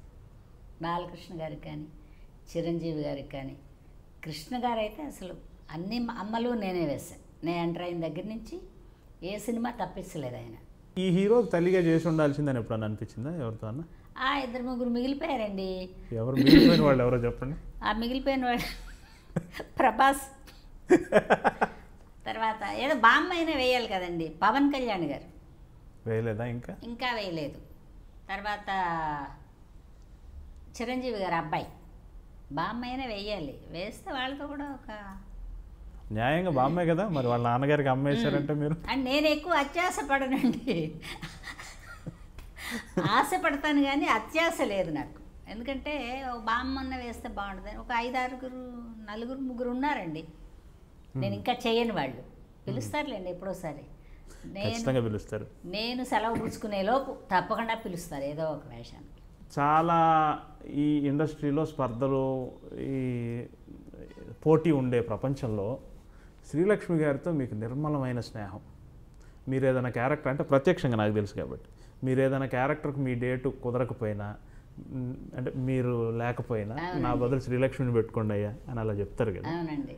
అది ఎలా అండి, అంత స్వచ్ఛమైన స్నేహం మీ ఇద్దరి మధ్య ఎలా? అంటే ఆవిడ లైఫ్ ఆవిడే అండి, ఇంకా వేరే విషయాల్లో అంత రాదు. అంటే ఇక్కడికి వచ్చి ఉన్న తర్వాత పబ్లిసిటీకి అక్కడ ఇక్కడ కూర్చునే అలవాటు పాపం ఆవిడకి కూడా లేదు. మధ్యలో ఒక 10 ఏళ్ల పాటు అక్కడే చెన్నైలో ఉండిపోయింది, పెద్దగా గుర్తుండదు. అందుకని సరే ఆల్టర్నేటివ్ ఇంకెవరినన్నా చెప్తారమ్మా అంటే, వాళ్ళు అడగకముందే నేను చెప్తాను, శ్రీలక్ష్మి ఉందండి పెట్టుకోండి అంటారు. ఎందుకంటేనంటే ఆర్టిస్టులు యాక్ట్ చేస్తుంటేనే హెల్తీగా ఉంటారు. కరెక్ట్. ఎందుకంటే అది అలవాటు పడ్డ ప్రపంచం కదా, అదే మందు ప్రపంచం. ఎప్పుడు 10 మంది కనపడతారు కదండి. పండగ మీకు కరెక్ట్గా చెప్పాలంటే షూటింగ్ ఉంటే పండగ అంతే. సంక్రాంతి అనుకోండి అలా ఉంటుంది. సెట్లోకి వెళ్తే ఒకళ్ళు మాట్లాడినా ఒకళ్ళు మాట్లాడకపోయినా అండి, టెక్నీషియన్లు అందరూ ఉంటారు, వాళ్ళు హుషారుగా ఉంటారు. మనం డబ్బులు లెక్క పెట్టుకుంటాం కానండి, టెక్నీషియన్స్ వర్కే, వాళ్ళని చూస్తే కూడా నాకు హ్యాపీగా ఉంటుందండి. అందుకని నాకు ఎవరికైనా చెప్తానండి, లక్ష్మికి కొంచెం ఎక్కువ చెప్తాను, ప్రతిమ వాళ్ళు కొంచెం తక్కువ వస్తారు. చెప్తాను పలానా వాళ్ళు ఉన్నారు పెట్టుకోండి అని. బిజీగా ఉన్న వాళ్ళకి చెప్పక్కర్లేదు కానండి, కొంచెం ఖాళీగా ఉన్న వాళ్ళకి చెప్పాలి కదా మనం. కరెక్టే, వాస్తవం. ఇంకా ఎవరు మీకు ఇండస్ట్రీ మిత్రులు ఎవరు, మీ సహనటుల్లో మిత్రులు ఎవరు? అంటే నేను పెద్ద మిత్రత్వం పెట్టుకోనండి, శత్రుత్వం లేదు కదా, అలాగే మిత్రత్వం కూడా తక్కువ. చలపతిరావు గారిని అడుగుతాను ఎప్పుడన్నా నాకు ఏదైనా ఒక చిన్న ఇదండి, ఈ పని అండి ఇలా ఉందండి అంటే ఆయన కొంచెం మంచి సలహా ఇస్తాడు. ఇస్తే అట్లా వెళ్ళిపోతాం. అందుకని పెద్దగా ఎవరు లేరు కదండి, పాత వాళ్ళు ఎవరు లేరు. అటు ఇటు చూస్తే సత్యనారాయణ గారు పెద్ద వర్క్ చేయటం లేదు. చలపతిరావు గారు ఒక్కరే అందరికీ ఏదైనా కష్టంలో ఉన్నాం ఇదే ఏం చేయాలి అంటే కూడా కొంచెం సలహా చెప్తారు, హుషారైన మనిషి. అందుకని చలపతిరావు గారు. పెద్ద ఆడవాళ్ళు కూడా ఎవరు ఇక్కడ హైదరాబాద్కి వచ్చిన వాళ్ళు ఎవరు లేరండి. లక్ష్మి కూడా మొన్న మధ్య వచ్చింది, ఒక 7-8 ఏళ్ళ నుంచి ఉంటుంది ఇక్కడ. అందుకని పాత వాళ్ళు ఎవరున్నారండి, లేరు. పెద్ద మిత్రులని చెప్పుకోలేం కానండి, వాళ్ళు బిజీగా ఉంటే మనం వెళ్ళలేము, ఇంకేం మిత్రత్వం ఉంటుంది. మనం ఖాళీగా ఉండి వెళ్తే వాళ్ళకి ఇబ్బందిగా ఉంటుంది. వాళ్ళు బిజీగా ఉన్నప్పుడు మనం డిస్టర్బ్ చేయకూడదు. దీనివల్ల మిత్రత్వాలు దూరం అవుతాయండి. అందరూ మిత్రులే. ఇప్పుడు మీరున్నారు, యమునా కిషోర్ గారికి ఫోన్ చేస్తే ఆయన యాడ్లో ఉన్నారో ఏంటో, ఎలా చేస్తాం, ఈరోజు గడిచిపోతుంది, దూరమే కదండి అది. అలా మిత్రత్వాలు పోతాయి కానండి, మిత్రులే సాధ్యమైనంత వరకు. పోటీ ఏమి ఉండదండి, ఎవరి వేషం వాళ్ళది. డైరెక్టరు ఇప్పుడు ఎట్ ప్రజెంట్గా హీరోలు ఎవరిని అనుకుంటే వాళ్ళే పెడతారు. ఇష్టమైన డైరెక్టర్ ఎవరు? నాకా నిజం చెప్పాలి. రాఘవేంద్రరావు గారంటే ఇష్టం అండి, కోదండరామరెడ్డి గారంటే ఇష్టం నాకు. వీళ్ళిద్దరి తర్వాత ముత్యాల సుబ్బయ్య గారు. బ్రహ్మాండం, పవిత్ర బంధం, అవన్నీ మంచి వేషాలు, మంచి మనిషి. కోదండరామరెడ్డి గారు, ముత్యాల సుబ్బయ్య గారు ఈక్వల్గా తొందరగా ఆర్టిస్ట్ని ఒప్పించే మెంటాలిటీ వాడు. రాఘవేంద్రరావు గారు అయితే జాలి, ఒక పెద్ద క్రేన్ అనుకోండి ఆయన ఇండస్ట్రీలో. మెంటాలిటీ కూడా అంత హైగా ఉంటుంది. ఏమైనా అడ్జస్ట్మెంట్ అడిగిన అంత పెద్ద డైరెక్టర్ అయినా వెళ్ళి ఇలా నిలబడితే ఏదో ఇబ్బందులు ఉన్నాం అనుకుంటారు. ఏంటి అంటారు, ఇలా అండి అంటే రేపు కదా వెళ్ళు పంపించేస్తారు. అందుకని పలకరింపు కూడా వీళ్ళు ముగ్గురు బాగా పలకరిస్తారు. మీకు ముందున్న వాళ్ళల్లో మీ జోనర్లో ఉన్న వాళ్ళు ఎవరు ఇష్టం? సూర్యకాంతమ్మ, ఛాయాదేవి వాళ్ళంతా ఉన్నారు కదా. నేను వాళ్ళతో తక్కువ పనిచేశానండి. సూర్యకాంతమ్మ గారితో ఒక 3-4 సినిమాలు చేశాను, కానీ ఛాయాదేవి గారితో ఏం చేయలే. ఎందుకంటే వాళ్ళ క్యారెక్టర్లే మారిపోయాయి నేను వచ్చేటప్పటికి. సూర్యకాంతమ్మ గారితో ఒక 3 పిక్చర్లు చేసి ఉంటాను. ఆవిడ మంచి ఆవిడ. గయ్యాళి మెంటాలిటీ అంటే కొంచెం కలుపుగోలుగా ఎక్కువ, అలా అలా అలా అలా అని మాట. నటనలో ఫలాని వాళ్ళ ప్రభావం నా మీద ఉంది అట్లా ఎప్పుడన్నా అనిపించిందా? నాకు అనుకరణే తెలియదండి అస్సలు. అనుకరణ మీకు ఏమైనా కనపడుతుందా? ఏ క్యారెక్టర్ ఎవరన్నా కనపడతారా? అస్సలేం లేదు. ఫలానా ఆవిడ అని ఏమన్నా ఉంటుందా? సగటు మధ్యతరగతి గుంటూరు మహిళ ఎలా ఉంటుందో అలా ఉంటారు. కాదండి, నేను సినిమా చూసినా కూడా అనుకరించలేదు, చూడడం వరకు. అలా ఇప్పుడు కూడా ప్రేక్షకుడు నేను. సినిమా చూస్తే ప్రేక్షకుడే. అలాగ నేను మీకు నవ్వకండి, యాడ్లు వేస్తారు చూడండి, యాడ్ వేసినప్పుడు వెళ్ళి కూర్చుంటే జై హింద్ దాకా కూర్చుంటేనే అది సినిమా నాకు ఇప్పుడు కూడా. న్యూస్ రీల్ వేస్తారు చూడండి, అక్కడి నుంచి చూడండి. నెహ్రూ గారు అలా అన్నారు, ఇందిరాగాంధీ ఇలా అంది, ఇలా అన్నారు. ఒక మంచి వాయిస్, అది వినడం ఇష్టం అప్పటి నుంచి, నా చిన్న వయసు నుంచి. ఆ వాయిస్ వింటే అలా స్క్రీన్ మీద చూసుకుంటా ఎండ్ దాకా కూర్చునే అలవాటు అండి నాకు. ఇప్పుడు కూడా మధ్యలో రాలేను నేను, అందుకని చాలా సినిమాలకు వెళ్ళను. ఎందుకంటే మధ్యలో రాలేము, నా మైండ్ ఒప్పుకోదు. ఇప్పుడు కూడా ప్రేక్షకురాలండి సినిమా చూసే విషయంలో. నా బొమ్మ వస్తే నన్నే చూసుకోనండి, నా బొమ్మ తప్ప అందరినీ చూస్తాను నేను. మా అమ్మ అంటది, అందులో ఏంటే అలా ఉన్నావు నువ్వు అంటది. ఎందులో అమ్మ ఎలా ఉన్నానంటే అందులో నాకు నచ్చలేదంటది. ఏమో మా డైరెక్టర్ అలాగే చేయమన్నాడు, అలా చేశానండి. మా అమ్మగారు కొన్ని ఒప్పుకోదండి. ఆవిడ బెస్ట్ క్రిటిక్ మీకు? బెస్ట్ విలన్ అండి. బెస్ట్ విలనా? Best villain, best critic, best friend. Villain ఎలా చెప్పండి? విలన్ అంటే అండి ఎవరిని ఏమనకూడదు, కంట్రోల్ చేస్తూ ఉంటారు. కంట్రోల్. మా అమ్మ కంట్రోల్, ఇప్పుడు కూడా కంట్రోల్ అండి. ఇప్పుడైతే తిట్టేస్తాను అప్పుడప్పుడు. ఇంకా వయసు అయిపోయింది, మంచంలో ఉన్న అలా ఉండు ఇలా ఉండు అంటాను. మంచంలో ఏం లేదు, నడుస్తుంది ఆవిడ పాటికి ఆవిడ. అంటే పిల్ల చేయి దాటిపోయింది, అసలు చెప్పిన మాట వింటలేదు. మీరందరూ నవ్వుతున్నారు కదండి, నేనైతే ఇలా ఏంటమ్మా ఇలా ప్రాణం తీసేస్తావు. నేను సెట్కి వెళ్ళి ఇప్పుడు కూడా వచ్చి చెప్పాలి, వాళ్ళు అలా అన్నారు, వీళ్ళు ఇలా అన్నారు, వాళ్ళు అలా అన్నారు అంటే. ఏమో నేను నువ్వేమైనా తప్పు చేసావేమో నీకు తెలియలేదేమో అంటదండి. దానివల్ల కూడా చచ్చుపడ్డానేమో నాకు కూడా తెలియదండి. మా అమ్మ బెస్ట్ ఫ్రెండ్ కాదండి, మంచి మదర్. మా మదర్ అందరికీ వెళ్ళినాయి, మా ఇంట్లో అందరినీ కంట్రోల్ చేస్తాయి.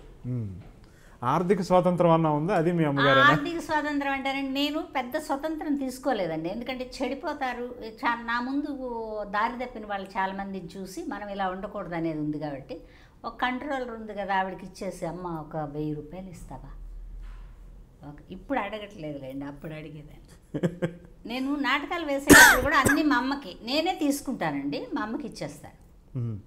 తీసుకోవడం, మీరు రెమ్యునరేషన్ ఇచ్చారనుకోండి నేను తీసుకుంటాను, అక్కడ ఇవ్వండి అన్న, నేను ఒక సెక్రటరీకి ఇవ్వడం అట్లంతా లేదు, నాకే ఇవ్వాలి.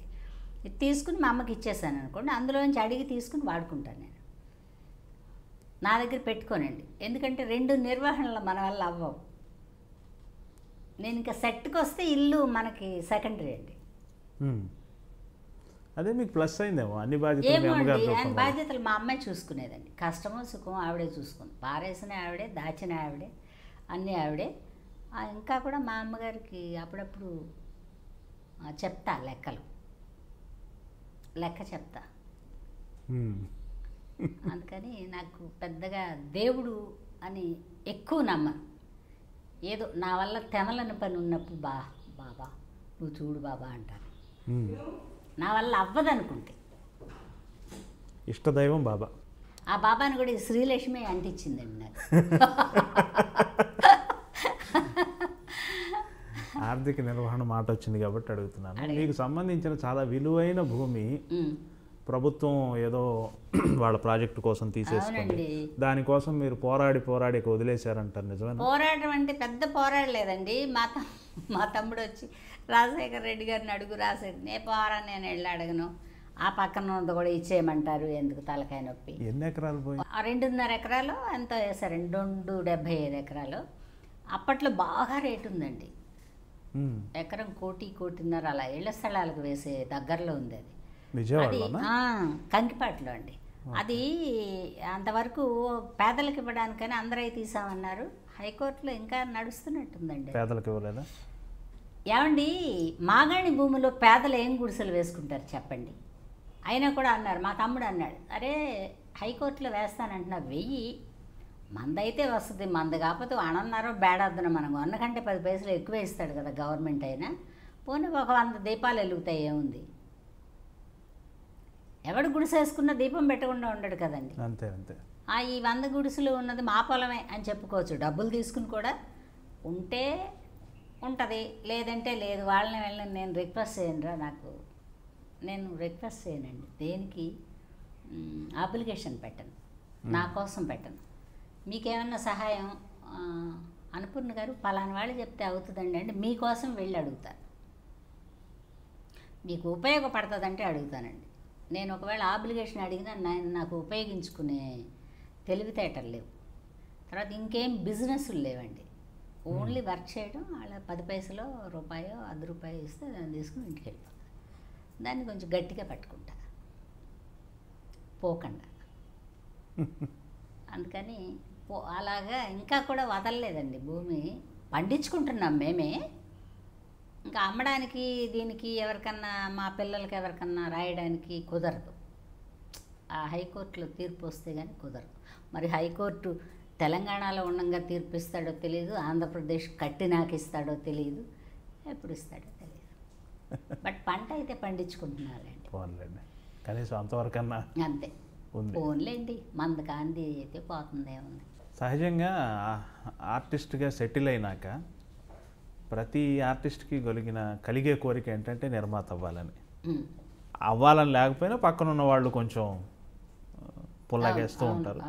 అందులోకి వెళ్ళి కొంతమంది సక్సెస్ అయ్యారు, కొంతమంది సక్సెస్ కాలేకపోయారు. చలపతిరావు గారు లాంటి వాళ్ళు సక్సెస్ అయ్యారు. అంటే మీ జోనర్లో చెప్తున్నాను, మీకు అలాంటి అభిప్రాయం కలగలేదా? ఎవరు కలిగించలేదా? కలిగిస్తారు కానండి, మనం ఎంతవరకు ఎగరగలమో చూసుకోవాలి. ఇందులో జనరల్గా బిజినెస్ మైండ్ వాళ్ళే కరెక్ట్ అండి. ఓకే. ఆర్టిస్టులకి బిజినెస్ మైండ్ తక్కువ ఉంటుంది. నా సినిమాలో నేను కనపడాలి, నేను మెయిన్గా ఉండాలి అనే తపన తప్పిస్తే బయటికి వెళ్తే ప్రేక్షకుడు ఎంతవరకు మనల్ని రిసీవ్ చేసుకుంటాడు, ఎంతవరకు మనం సక్సెస్ అవుతాం అనేవి తక్కువ ఉంటాయి. అందుకని ఆర్టిస్టు నాకు తెలిసి ప్రొడ్యూసర్ అయితే బాగుండదండి. ఆర్టిస్ట్గానే ఉండాలి, ప్రొడ్యూసర్గానే ఉండాలి. ప్రొడ్యూసర్ వేషం వేసిన ప్రాబ్లమే, ఆర్టిస్ట్ ప్రొడ్యూసర్ అయిన ప్రాబ్లమే. ఎందుకంటే ఆర్టిస్టు ప్రొడ్యూసర్ అయితేనండి పక్క ఆర్టిస్టులతో విరోధాలు వచ్చేస్తాయండి. అలాగా? ఎలా అంటేనండి, ఇప్పుడు నేను ఆర్టిస్టు, తీసుకునే అలవాటే, ఇచ్చే అలవాటు తక్కువ కదా. ఓకే. ఇప్పుడు ఏమవుతుందంటే ఫర్దర్గా నా సినిమాలో మీరు మీరు మీరు ఉన్నారనుకోండి, ఒక 5 రూపాయల కంటే ఎమ్ఎన్ కిషోర్ గారికి ఎక్కువ ఇస్తే మనకి ప్రాబ్లం అవుద్దాం. అడగవయ్యా, ఎవరినో మధ్యలో పంపిస్తారు.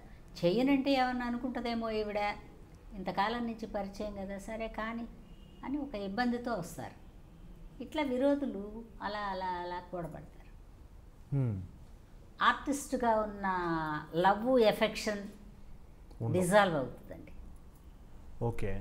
ఆర్టిస్ట్కి ఇదే అలవాటు, ఇది లేదు. ప్రొడ్యూసర్కి ఇదే అలవాటు. ఇది డిస్ట్రిబ్యూటర్ల దగ్గర, ప్రేక్షకుల దగ్గర తప్పితే ఆర్టిస్టుల దగ్గర పాపం ఆయనకి చేయి చెప్పే అలవాటు ఉండదు. ఒక పెట్టులో పెట్టుకోవచ్చు, ఒక కవర్లో పెట్టు ఇవ్వడమే అలవాటు. అందుకని ప్రొడ్యూసర్ ప్రొడ్యూసర్, ఆర్టిస్టు ఆర్టిస్ట్. రంగుకు మాత్రమే సొంతం అండి ఆర్టిస్టులు, వ్యాపారానికి కాదు నా దృష్టిలో. నిజమే ఉంటుంది, మీరు చెప్పినట్టే జరుగుతుంది. ఎక్కువ మంది ఆర్టిస్టులు ప్రొడ్యూసర్లు ఫెయిల్ అయిన వాళ్ళే ఎక్కువ ఉన్నారు. ఫెయిల్ అవ్వడం అంటేనండి, అందరూ అభివృద్ధిని కోరుకోరండి. ఇప్పుడు ఆయన ఎవరో నన్ను పిలిచి ఒక 50 రూపాయలు ఇస్తున్నాడు అనుకోండి, మీరు 20 రూపాయలు ఇస్తానన్నా మొహమాటం తీసేయలేక వచ్చి పని చేస్తా, వీడు మాత్రం అన్నీ తీసుకుంటాడు, నాకు మాత్రం 10 రూపాయలు ఇస్తున్నాడు అనుకుంటానే పని చేస్తారండి. ఇది కూడా మేలు ఇవ్వదండి.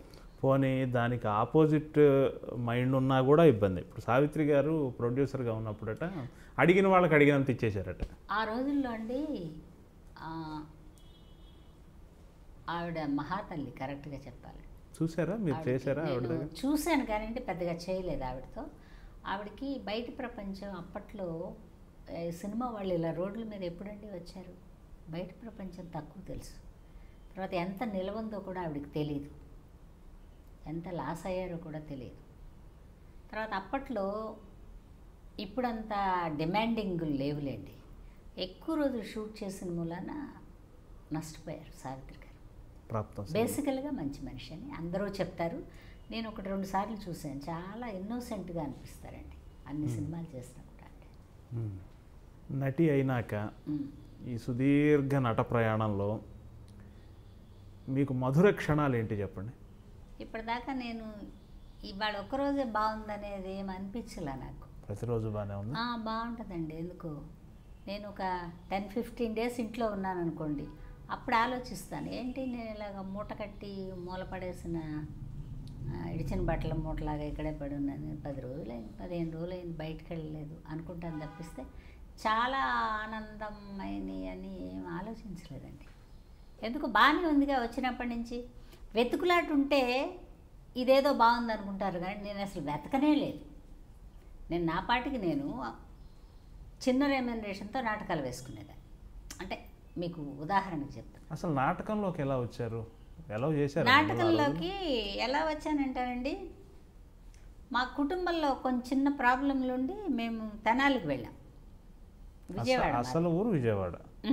విజయవాడ నుంచి తెనాలిలో ఇలాగా వీధుల మీద అరుగులు ఉంటాయి, వాటి మీద కూర్చుంటారు సాయంత్రం అయితే. ఇప్పుడు కదా పోకిరి అబ్బాయిలు ఎక్కువయ్యారు, అప్పట్లో పోకిరీలు ఎక్కడున్నారు, మామూలుగా ఉండే అందరు కూర్చుంటే కోటినాగయ్య అని ఒక అతను చెలికత్తుల వేషాలు అవి ఇవి వేసేవాళ్ళు. అప్పట్లో పౌరాణికాలే ఎక్కువ ఉండేవండి, రామాంజనేయ యుద్ధం అవి ఇవి అన్నీ ఉండేవి. తెనాలిలో అతను వెళ్తా ఈ పాప ఎవరమ్మా అంటే మా అమ్మాయే అంది. మా అమ్మ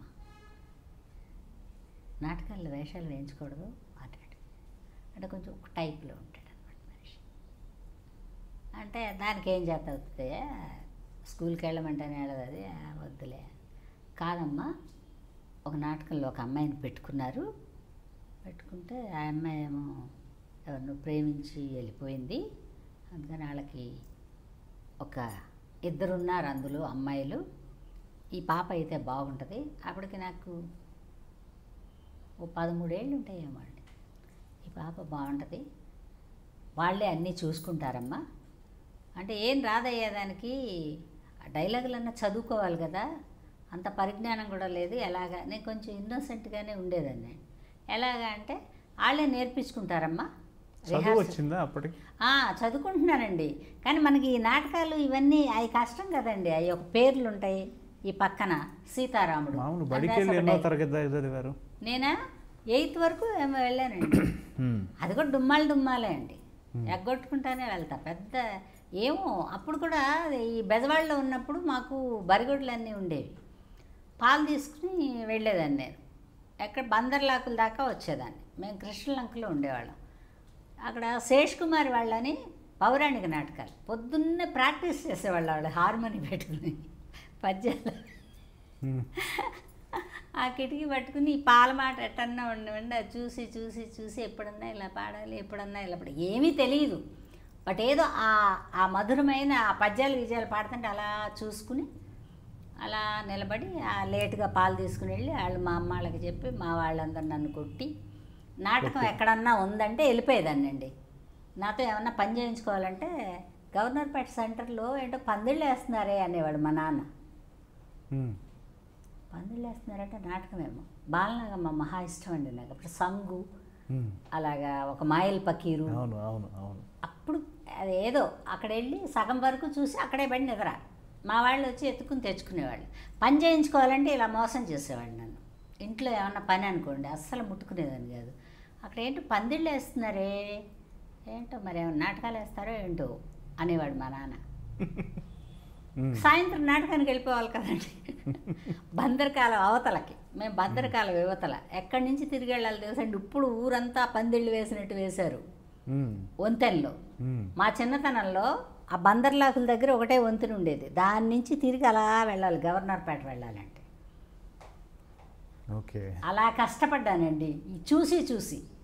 వెయ్యాలనేది లేదు. వెయ్యాలనేది పాపం ఇతను ఈ కోటినాగయ్య అనే అతను ఫస్ట్ నాటకం అది మన పాలేరు నాటకం బోయి భీమన్న గారిది. దాని తర్వాత పినిశెట్టి శ్రీరామూర్తి గారిది పల్లెపడుచు. అప్పుడు అవే 13 ఏళ్ల వయసులోనే. అందులో ఏంటంటారండి, చదువుకుంటానికి వెళ్ళే ఒక జమీందారు గారి అమ్మాయి. ఆ తర్వాత పెద్దదవుతుంది, లంగావోణీలు వేసుకుంటుంది. ఈ అమ్మాయి దగ్గర పాలేరుగా ఈ పుస్తకాలు అవి మోసుకొచ్చేవాడు కలెక్టర్ అవుతాడు. బడి బయట కూర్చుంటాడు కదండి. కూర్చుని ఆ పాఠాలన్నీ విని విని విని విని వాడు కొంచెం అటా చదువుకుని వాడు కలెక్టర్ అయి వస్తాడు. ఆ కలెక్టర్ని ఆ రోజుల్లో కులాంతర వివాహం. ఈ అమ్మాయి అతన్ని చేసుకోవాలనుకుంటుంది. అది క్యారెక్టర్. అందుకని నేను ఎంటర్ అయ్యాను. ఎందుకంటే ముందు లంగా జాకెట్లు చాలా ఎమోషన్. 13 ఏళ్ళకి అర్థం చేసుకున్నారు అదంతా. అయితే చెప్పాను కదండి, 15-20 రోజులు సైకిల్ మీద ముందు ఆ కర్ర ఉంటుంది కదండి. ఇప్పుడు కదా సీట్లు వేస్తున్నారు. ఆ సైకిల్ మీద కూర్చుని 15-20 కిలోమీటర్లు అండి ఆ రిహార్సల్ చేసే ఊరు. ఎవరన్నా వచ్చి సైకిల్ మీద కూర్చోబెట్టుకుని తీసుకెళ్ళాము. నాటకాలకి రిక్షాలకి ఖర్చు పెట్టినంత డబ్బులు కూడా ఉండవు వాళ్ళ దగ్గర. సంక్రాంతి పండగకి వాళ్ళ నాటకం అండి. నేను డిసెంబర్ నెల నుంచి రిహార్సల్కి వెళ్ళి వెళ్ళి వెళ్ళి ఆ డైలాగ్ ఎక్కడ చెప్పాలి, ఏం చెప్పాలి, ఎలా నిలబడాలి, ఎక్కడ దాకా వెళ్ళాలి, ఏం మాట్లాడాలి, ఇవన్నీ నేర్చుకోవడానికి 20 రోజులు పట్టిందండి. ఆ 20 రోజులు చిలకలాగా వాళ్ళు ఏం నేర్పించారో అవే స్టేజ్ మీద. బేసిక్గా ఇష్టం ఉండటం వల్ల. కానీ థ్రిల్ అండి. చెప్తున్నా ఆ ఫస్ట్ నాటకం వేసినప్పుడు ఒక థ్రిల్ అనమాట. ఇలా చూస్తే అందరూ జనమే. జనానికి మనం ఎంతే కనపడతాం కానీ మనకు కనపడతారు కదండి అందరూ. అంత జనాన్ని చూస్తే అబ్బా ఎంత బాగుందో, మనం ఇంకెప్పుడైనా జీవితంలో ఇలాగే ఉండిపోవాలనుకున్నానండి. ఇంకా తర్వాత వెనక్కి తిరిగి చూడాలి. మా అమ్మ ఇంకా చాలు అంటే, లేదమ్మా నేను ఇందులోనే ఉంటా, నేను ఇలాగే నాటకాలు వేస్తా. వాళ్ళు 25 రూపాయలు ఇచ్చారు ఆ రోజుల్లో. పెద్ద అమౌంట్ కదా. పెద్ద అమౌంట్ అండి. లైఫ్లో ఫస్ట్ నేను 25 రూపాయలండి అంటే ఇప్పుడు కూడా ప్రేమిస్తానండి 25ని. 100 రూపాయల కంటే 25 రూపాయలని ఎక్కువ ప్రేమిస్తాను. నా ఫస్ట్ రెమ్యునరేషన్ అది. అంటే తెలియని వయసులో అదొక థ్రిల్లు. అది థ్రిల్ అని ఇప్పుడు మీరు అడిగాక గుర్తొస్తుంది నాకు. ఆ జనాన్ని, ఆ నాటకం, అవన్నీ. అది మాత్రం ఆ పాప కోటినాగయ్య అని అతనికి థ్యాంక్స్ చెప్పుకో. ఆ తర్వాత ఆ నాటకం అంతే అండి. అలా వరుసనే నేను చాలా సన్నగా చక్కగా ఉండేదాన్నేమో అండి. అప్పుడు నాటకాలకి ఏదో కొంచెం ఒకలాగా ఉండే మనుషులే వచ్చేవాళ్ళు. చాలా బాగుండేవాళ్ళు తక్కువ వచ్చేవాళ్ళు. అందుకని ఇంకా పిలవడం మొదలుపెట్టారు. అలా అలా అలా అలా 1500, 2000 నాటకానికి తీసుకునేంత అన్నీ ఈ సాంఘిక నాటకాలే. సంధ్యారాగంలో శంఖారావం, భయం, ఆత్రేయ గారి భయం, చాలా శ్రీమంతుడు, ఇట్లాంటివన్నీ చాలా నాటకాలు ఒక 7-8 ఏళ్ళు బాగా బిజీ చేశానండి. మధ్యలో సినిమాకి వెళ్ళి వస్తూ ఉండేవాళ్ళు. సినిమాకి 5 ఏళ్ల తర్వాత పిలిచారండి. అదే మీ పిలిచే క్రమంలో దాసనారాయణరావు గారి అసిస్టెంట్ ఒక డైరెక్టరు, అసిస్టెంట్ కాదండి, మా ఆయన పత్రికలో పనిచేసేవాడు, మీకు పరిచయం లేదు. రెడ్డి గారు కాదండి, జగదీష్ అని అతను ఏం చెప్పాడంటే, ఉమా ముందు నవశక్తి గంగాధరరావు గారి సినిమా హీరోయిన్ నీడలేనాడదని నూతన ప్రసాద్ గారు నేను ఒకసారి ఎంటర్ అయ్యాను. ఆయన నా హస్బెండ్, నేను వైఫ్, ఈ ప్రభా హీరోయిన్ నా చెల్లెలు. మా ఇంటికి వచ్చి పాడు చేయబడుతుంది అనమాట. ఆ తర్వాత మా కుటుంబం కనపడదు, ఈ అమ్మాయి రోడ్డును పడుతుంది, నరసింహరాజు కాపాడటం, ఇవన్నీ కథ నీడలేనాడదు. ఆ తర్వాత అమ్మాయిలు జాగ్రత్త అని బాలచంద్ర గారి సినిమా, అది సొల్లద్దాన్న నిక్కిరేన్. దాంట్లో ఒక శ్రీ విద్యా క్యారెక్టర్ నాది. తర్వాత వచ్చి మన ఈవిడ జయసుధ క్యారెక్టర్ను ఈ క్యారెక్టర్ కలిపేశారు. ఎందుకు కలిపారంటే, ఫ్రెండ్ కోసం హీరోయిన్ సాక్రిఫైస్ చేస్తే బాగుండదు, మన తెలుగు వాళ్ళు ఒప్పుకోరు, అక్క కోసం అంటే పర్వాలేదని. నేనేం చేస్తానంటే, ఒక జమీందారుగా ఉన్న అతనికి పెళ్లి చేస్తారు. అతను పెద్దగా పట్టించుకోడు. ఈవిడ ఈ నరసింహరాజు ట్రాప్లో పడుతుంది. ఈ సామాన్లు నగల గిగలు సర్దుకుని అతనితో వెళ్ళిపోవడానికి ప్రిపేర్ అవుతుంది. అప్పుడు హీరోయిన్ వస్తుంది అనమాట. హీరోయిన్ వచ్చి అక్క జీవితాన్ని కాపాడి అది నరసింహరాజుతో అటాచ్ అవుతుంది. అలా ఒక క్యారెక్టర్ పెట్టారు. కళ్ళజోడు ఉంటుంది, నత్తి ఉంటుంది నాకు ఆ క్యారెక్టర్. అది కూడా హీరోయినే, 3 హీరోయిన్లండి. మన పాటలు పాడే ఆనంద్ వైఫ్ ఒక హీరోయిన్ సుజాత, ప్రభ ఒక హీరోయిన్, నేను ఒక హీరోయిన్. ఈ సెక్రటరీలో ఫ్రెండ్ రోల్ ఎట్లా వచ్చింది? ఆ సినిమా నాటకాల్లో చేస్తున్న రోజుల్లోనే నాయుడు గారు వాళ్ళు విజయవాడకి వస్తారు కదండి, డిస్ట్రిబ్యూటర్లు అక్కడే కదా ఉన్నారు. ఏదన్నా మీటింగులు పెట్టినప్పుడు అంతా పిలుస్తారు మమ్మల్ని, అందరూ గ్యాదరింగ్ కావాలిగా, ఈ లోకల్ కళాకారులందరినీ పిలుస్తుంటారు. అలాగా కాటరగడ్డ నరసయ్య గారని ఆయన పరిచయం చేశారు. ఈ అమ్మాయి ఉమా అని మంచి స్టేజ్ ఆర్టిస్టు, ఏమైనా వేషాలు ఉంటే ఇవ్వరాదు, ఈ అమ్మాయిని కూడా పిలవరాదు అని ఆయన పరిచయం చేశారు. సరే పరిచయం చేస్తే అట్లా దానికి కూడా మేకప్ టెస్టు, అది ఒక సీన్, దీనికి కూడా ఒక సీన్ ఇవ్వనివ్వండి, 2 సీన్లు ఇవ్వండి. ఆ రోజుల్లో డెడికేషన్ ఉండేదండి. ఈ క్యారెక్టర్ నేను చెప్తున్నాక ఇప్పుడు 5-6 రాసుకుంటున్నారు క్యారెక్టర్కి. అప్పట్లో ఒకళ్ళో ఇద్దరు అనుకుంటే వాళ్ళకి మేకప్ టెస్టులు చేసి ఎవరు సూటబుల్గా వాళ్ళ కంటికి కనిపిస్తే వాళ్ళనే ఉంచేవాళ్ళు. మేకప్ టెస్ట్ లేకుండా ఉండేది కాదు. ముందు మేకప్ టెస్టు, వాళ్ళు ఏం గెటప్ అనుకున్నారు, ఆర్ట్ డైరెక్టర్ వేసి ఇచ్చిన గెటప్ ఆ పేపర్ పెట్టుకుని మనం రెడీ చేసిన తర్వాత ఒక ఫోటో తీసి, ఒక స్టిల్ ఫోటోగ్రాఫరు ఈ సైడు ఎదురు తీసి ఆ ఫోటోలు ఇవన్నీ టేబుల్ మీద ఉంటే director, producer, art director, cameraman ఇంతమంది కలిసి సెలెక్ట్ చేసేవాళ్ళు. అసలు అధికారికంగా ఫస్ట్ సినిమా కెమెరాని ఫేస్ చేశారంటే ఏ సినిమా చెప్తారు? నీడలేనాడదే ఫస్ట్. ఆ తర్వాత అది ఎందుకో మరి కొద్ది రోజులు ఆగింది. ఆ తర్వాత విశ్వనాథ్ గారి సినిమా ఒకటి చేశాను. తర్వాత శుభోదయమా విశ్వనాథ్ గారు చేసింది? శుభోదయం కాదండి, శారద తర్వాతే శుభోదయం. శుభోదయంలో కూడా మంచి రోల్ మీద, వదన క్యారెక్టర్. శుభోదయంలో మంచి వేషం. మేకప్లే లేవు. మేకప్ లేవు. ఓకే, మేకప్ లేదండి.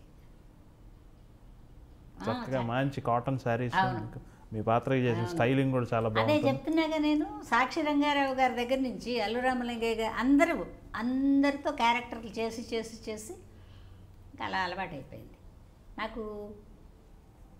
ఎంత అలవాటైనా కూడా అండి, రేపు కొత్త సినిమాకి కొత్తగా వేషం వెళ్తున్నానంటే ఈరోజు రాత్రే అదేదో పురుగు మేసిలినట్టు ఉంటుంది నాకు, నిద్ర పట్టి చావదు. రేపు పొద్దున మనం ఆ సెట్కి వెళ్తాం, ఆ డైరెక్టర్ మనం చేసింది దాచుతుందో లేదో, ఆ క్యారెక్టర్ అలా ఉంటే ఇట్లా ఆలోచించుకుంటా ఫస్ట్ డే ఆ తడబాటు ఇంకా ఉందండి. మళ్ళీ నవ్వుకుంటాను నేను, ఆ అబ్బాయి ఓకే అని చెప్పి మనం రెడీ అవ్వగానే వెళ్ళి కనపడేస్తానండి. ఓకే అమ్మ అనగానే ఒక థ్రిల్, అమ్మయ్య చిన్నపిల్లాడైనా మనం ఏమో అనిపించుకోకుండా బయటకు వచ్చాం, ఫీలింగ్. అందుకని ప్రతిరోజు కొత్త రోజే. ఒక క్యారెక్టర్కి ఎంటర్ అయితే 1 డే 2 డేస్ తర్వాత అంటే క్యారెక్టర్ బ్రెయిన్లో అలా ఉండిపోద్ది. ఆ సినిమా ఫినిష్ అయిన దాకా మనం అదే టైప్లో పనిచేస్తాం. ఎంటర్ అవ్వబోయేటప్పుడే కొంచెం భయంగా ఉంటుంది. ఇప్పటికి కూడా భయం ఉంది నాకు, చిన్న భయం. ఎందుకంటేనండి అది ఎంత కాదనుకున్నా 30-40 ఏళ్ళు ఉండే ప్రింట్లు. ఏమంటారు? అవును. అందుకని మనం భయభక్తులతో చేయగలిగిన మేరకు చేయగలిగితేనే సక్సెస్గా ఉంటుంది. ఆ భయం ఒకటి ఎప్పుడు ఉంటుంది. ఈ భయం ఎందుకు వచ్చిందని అడగరే, అమ్మాయిలు జాగ్రత్త షూటింగ్ చేస్తున్నాం. ఎవరో పార్టీకి పిలిచారు. పార్టీకి పిలిస్తే మేము అందరం పడిపోయాం. నెక్స్ట్ డే ఆ ప్రొడ్యూసర్ గారు వచ్చారు. అప్పుడు నేను కొత్త కదండి. అందరినీ పిలిచారు. పిలిచి అలా వరుసను నిలబెట్టారు. ఏమ్మా మీరు రిక్షాల్లో ఎక్కి అలాగే ఎవరో భోజనాలు అంటే అందరూ వెళ్ళిపోయారు. మేము ఎంత రిస్క్ చేసి సినిమా తీస్తున్నాం. అప్పుడు ఫిలిం కదండి, బోల్డ్ రేటు. తర్వాత మీరు వచ్చేటప్పుడు ఏమన్నా జరిగితే, వెళ్ళిన చోట ఏమన్నా జరిగితే నష్టం మీకు కాదు. ఊర్లో మద్రాసులోనా ఇదంతా? కాదండి, గుంటూరులో అమ్మాయిలు జాగ్రత్త షూటింగ్ చేస్తున్నారు. ఎవరో భోజనానికి పిలిచారు. ఆర్టిస్టులందరినీ పిలిచారు.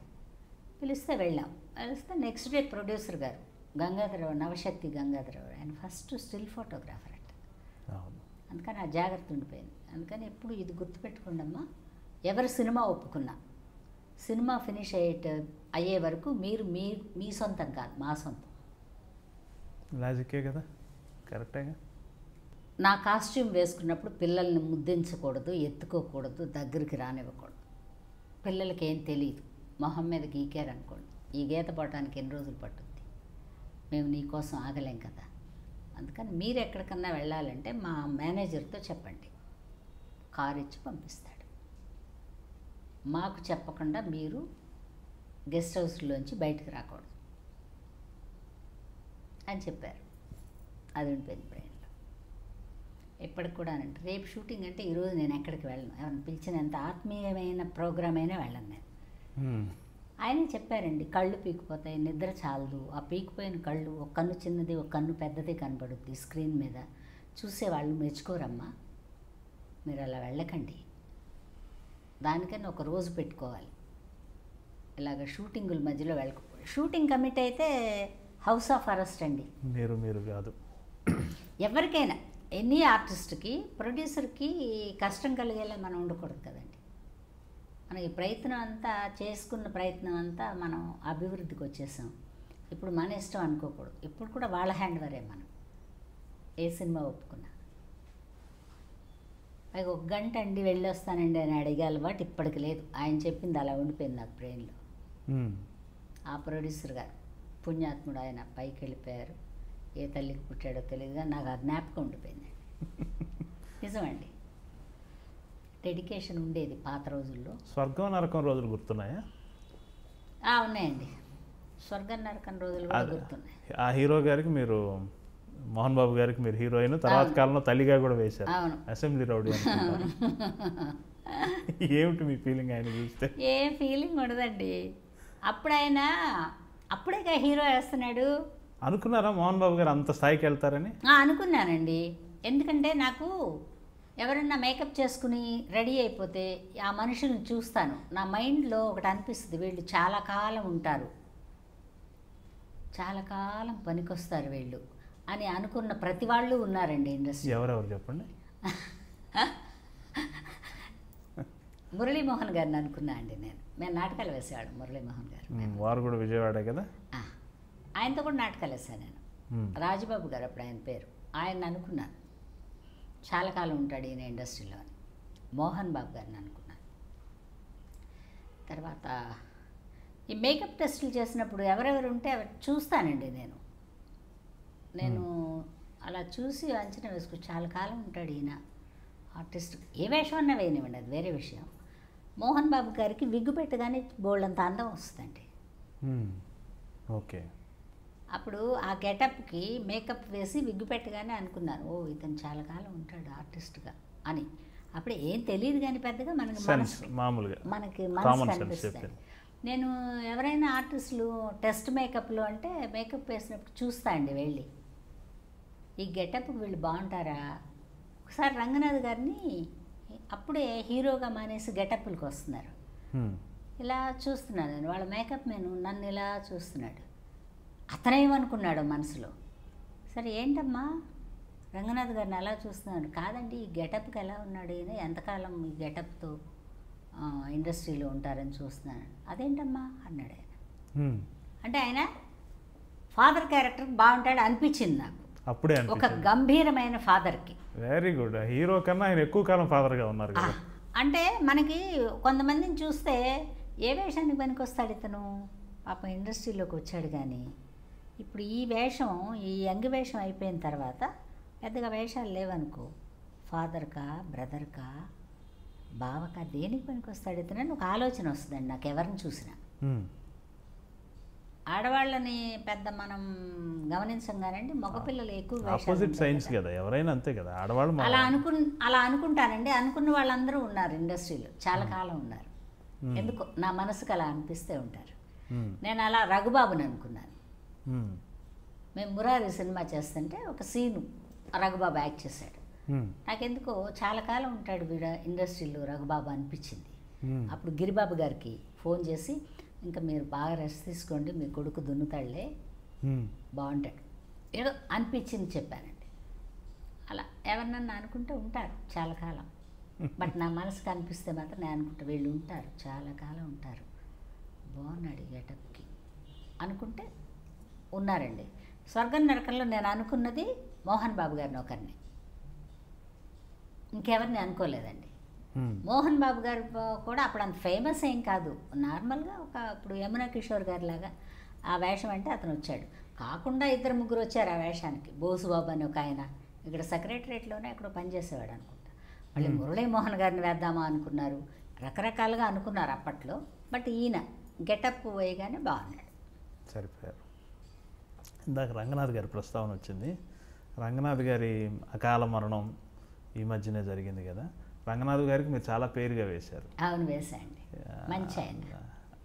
ఆ విషయంగా ఏం చెప్తారు మీరు ఏమండి? ఆర్టిస్ట్గా ఒంటరితనం ఆడవాళ్ళు తట్టుకుంటారు కానండి మగవాళ్ళు తట్టుకోలేరు. జబ్బు మనిషో గయ్యాళి మనిషో ఎవరన్నా అవనివ్వండి, ఏది కాదు ఆయన కదా, వైఫ్ ఉన్నంతకాలం నిండుగా ఉంటుందండి ఇల్లు. ఏమంటారు? అవును, కరెక్ట్. అంటే నేను అనుకుంటున్నాను వాస్తవమే, అందులో డౌట్ ఏముంది. ఆవిడ పోయిన తర్వాత ఆయన ఒంటరితనం ఫీల్ అయి ఉంటారు. ఇప్పుడు ఎంత పని వాళ్ళు, ఎంత వంట మనిషి ఉంటే కూడానండి వాళ్ళ పని వాళ్ళు చేసుకుని వాళ్ళ జీతం వాళ్ళు తీసుకుని పోతారు. సహధర్మచారిణిలాగా కాదు కదా. కరెక్ట్. ఆవిడ లేదు అనే ఫీలింగ్ ఆయనకి కొంతకాలం అలా అలా రన్ అయి ఉంటుంది. వాళ్ళు ఆవిడ జబ్బులో ఉండి మంచంలో ఉన్నా కూడా వెళ్ళగానే వచ్చేసారా అనే ఆత్మీయ పలకరింపుకేను, ఏ పలకరింపు లేకుండా ఈయనే తాళం తీసుకుని లోపలికి వెళ్ళడానికి తేడా ఉంటుంది కదండి. కరెక్ట్. ఆ ఒంటరితనంలో అలా జరిగి ఉంటుందండి అనుకుంటున్నాను నేను. ఎంత మేమందరం సెట్లో పనిచేసినా సెట్ వరకే కదండి. ఆయన ఒక విషయం చెప్పాడు, ఆయనతో నేను ఒక 7-8 యాడ్స్ చేశాను. ఆయన ఒక విషయం చెప్పేవాడు, ఈ క్యారెక్టర్ ఆర్టిస్టుల్లో కూడా వైఫ్ హస్బెండ్ ఇలా క్యారెక్టర్లు వేస్తారు కదా, ఆ సినిమా నడిచినంత కాలం అట ఒక పొసెసివ్నెస్ ఉంటుందట. ఇప్పుడు అన్నపూర్ణ గారు నాకు వైఫ్ అంటే నా వైఫే అన్నట్టు ఉంటుందట. ఉండొచ్చండి. మీకు అనిపిస్తుంది? లేదు, మాకు అనిపించదండి. మాకు అనిపిస్తే, ఆడవాళ్ళకి అనిపిస్తే అంతే సంగతులండి. వేరే ఉద్దేశంతో అడగటం, వేరే ఉద్దేశం కదండి, మెంటల్గా డిజాల్వ్ అయిపోతారండి. ఓకే. ఆడవాళ్ళు ఏ అలవాటుకి ఎడిక్ట్ అయితే బిడ్డల్ని ప్రేమించడం కూడా ఎడిక్ట్ అవ్వడమే. బిడ్డ పుట్టినప్పటి నుంచి ఉంటారు కాబట్టి చూసుకుని వీడిని వదలలేదు. అలాగే పెళ్ళైన తర్వాత కూడా వీడు ఒకటి పెళ్ళం వస్తే కూడా భరించలేదు ఒక్కొక్క ఆడది. కరెక్ట్. విమెన్ సైకాలజీ చెప్తున్నారు. కరెక్ట్. అందుకని ఆడవాళ్ళు న్యూట్రల్గా ఉంటేనే లైఫ్ రన్ అవుద్దండి. ఎడిక్ట్ అయ్యారంటే కొలాప్స్ అయిపోద్ది లైఫ్. అవతల వాళ్ళకి ఇబ్బంది, మనకి ఇబ్బంది, వీళ్ళు కూడా సఫర్ అవుతారు, వాళ్ళు కూడా సఫర్ అవుతారు. అందుకని సినిమా ఇండస్ట్రీలో వేషం వేసుకునేవాళ్ళు ఎస్పెషలీ ఎవరన్నా అవనివ్వండి, మేకప్ వేసుకుంటే ఈయన హస్బెండ్ అంటే ఆ మేకప్ వరకే. ఆ పలకరింపు ఏమండి అంటాం అవన్నీ మనం కడుపులోంచే వస్తుంది ఆ మాట. ఈ మేకప్ ఆ రోజు ఈవినింగ్ తీసేస్తాం కదండి, ఇంకా ఆయన ఎవరో మనం ఎవరో వెళ్ళిపోతాం. ఇంక ఈ అనుబంధాలు ఈ పలకరింపులు అవన్నీ ఏమి ఉండవు. అలా లేకపోతే జీవితం నడవదండి ఆర్టిస్టులకు మాత్రం. అన్నీ అచీవ్ చేసేసారు, వేయని పాత్ర లేదు. హీరోయిన్ వేశారు, అక్క వేశారు, చెల్లి వేశారు, అన్నీ వేశారు. పని మనిషి వేశారు, అదే జమీందారిని వేశారు, పని మనిషి వేశారండి, అంతా వేశారు. తెలుగు మ్యాక్సిమం చేశారు, ఒకటో రెండో తమిళ్ చేశారు, హిందీ చేశారు, కన్నడ చేశానండి, కన్నడ కూడా ఒక హిందీ మూవీ చేశానండి, ఒక మలయాళం మూవీ చేశానండి. వరవు నల్లవరవు సూపర్ మూవీ అన్నీ చేశారు కదా. ఇక ఏంటి నటిగా అంటే మీరు అంటే నాకే లక్ష్యం లేదు అనకండి, ఇక నటిగా ఇది చెయ్యాలి అని ఏమైనా ఉందా? ఉందండి.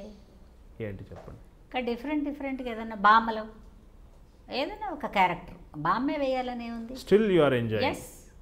ఎస్ జ్ఞాపక శక్తి ఉన్నంత వరకు అండి. నాకు జ్ఞాపక శక్తి అంటే డైలాగ్ చెప్పలేను అనుకునే వరకు చేస్తా. నాకే తెలుస్తుంది ఆర్టిస్ట్కి జనరల్గా తడబట్టాలు, వాళ్ళు చెప్తే కూడా గుర్తుపెట్టుకోలేకపోవడాలు ఇట్లాంటివి ఉన్నప్పుడు మానేస్తాం. అంతవరకు చేయాలని కోరిక. గాడ్ ఈజ్ గ్రేట్, ఏం డిసైడ్ చేస్తారు. ఆర్థికంగా మీరు సెటిల్మెంట్ సాధించారు, అది బాగానే ఉంది. అవార్డుల పరంగా మీరేమంటారు? మీకు వచ్చిన అంటే తగిన గుర్తింపే వచ్చిందంటారు? తగిన గుర్తింపు అంటే ఈ జనరేషన్లో ఇప్పుడు ఒక 5 ఏళ్ల వాడు కూడా అమ్మమ్మ అని పిలిచేంత గుర్తింపు ఉంది నాకు. అది ప్రజలు అదే అండి. ఎప్పుడు కూడానండి ప్రొడ్యూసర్ ఇష్టమైతే పెట్టుకుంటాడు, లేకపోతే లేదు. ప్రొడ్యూసర్ ఇంట్రడ్యూస్ చేసిన క్యారెక్టరు ప్రేక్షకుడు మనసులో పాతుకుపోతే అదే అవార్డు అండి. నాకు ఎన్నో అవార్డులు ఉన్నాయి ఆ లెక్కలో. ఎవరో 2-3 కూర్చుని ఇష్టం ఉంటే గీసి ఇష్టం లేకపోతే గీయందని నేను అవార్డే అనను. నేను అంటే నా ఉద్దేశం అండి. ఈ పద్మశ్రీల పటాటోపం అవన్నీ ఏం పద్మశ్రీలు అవన్నీ అండి, వీళ్ళు ఎన్నో సంవత్సరాలు పనిచేసిన దానికి ఆ సేద తీరడం కోసం ఇచ్చేదని నేను అనుకుంటున్నానండి. ఓకే.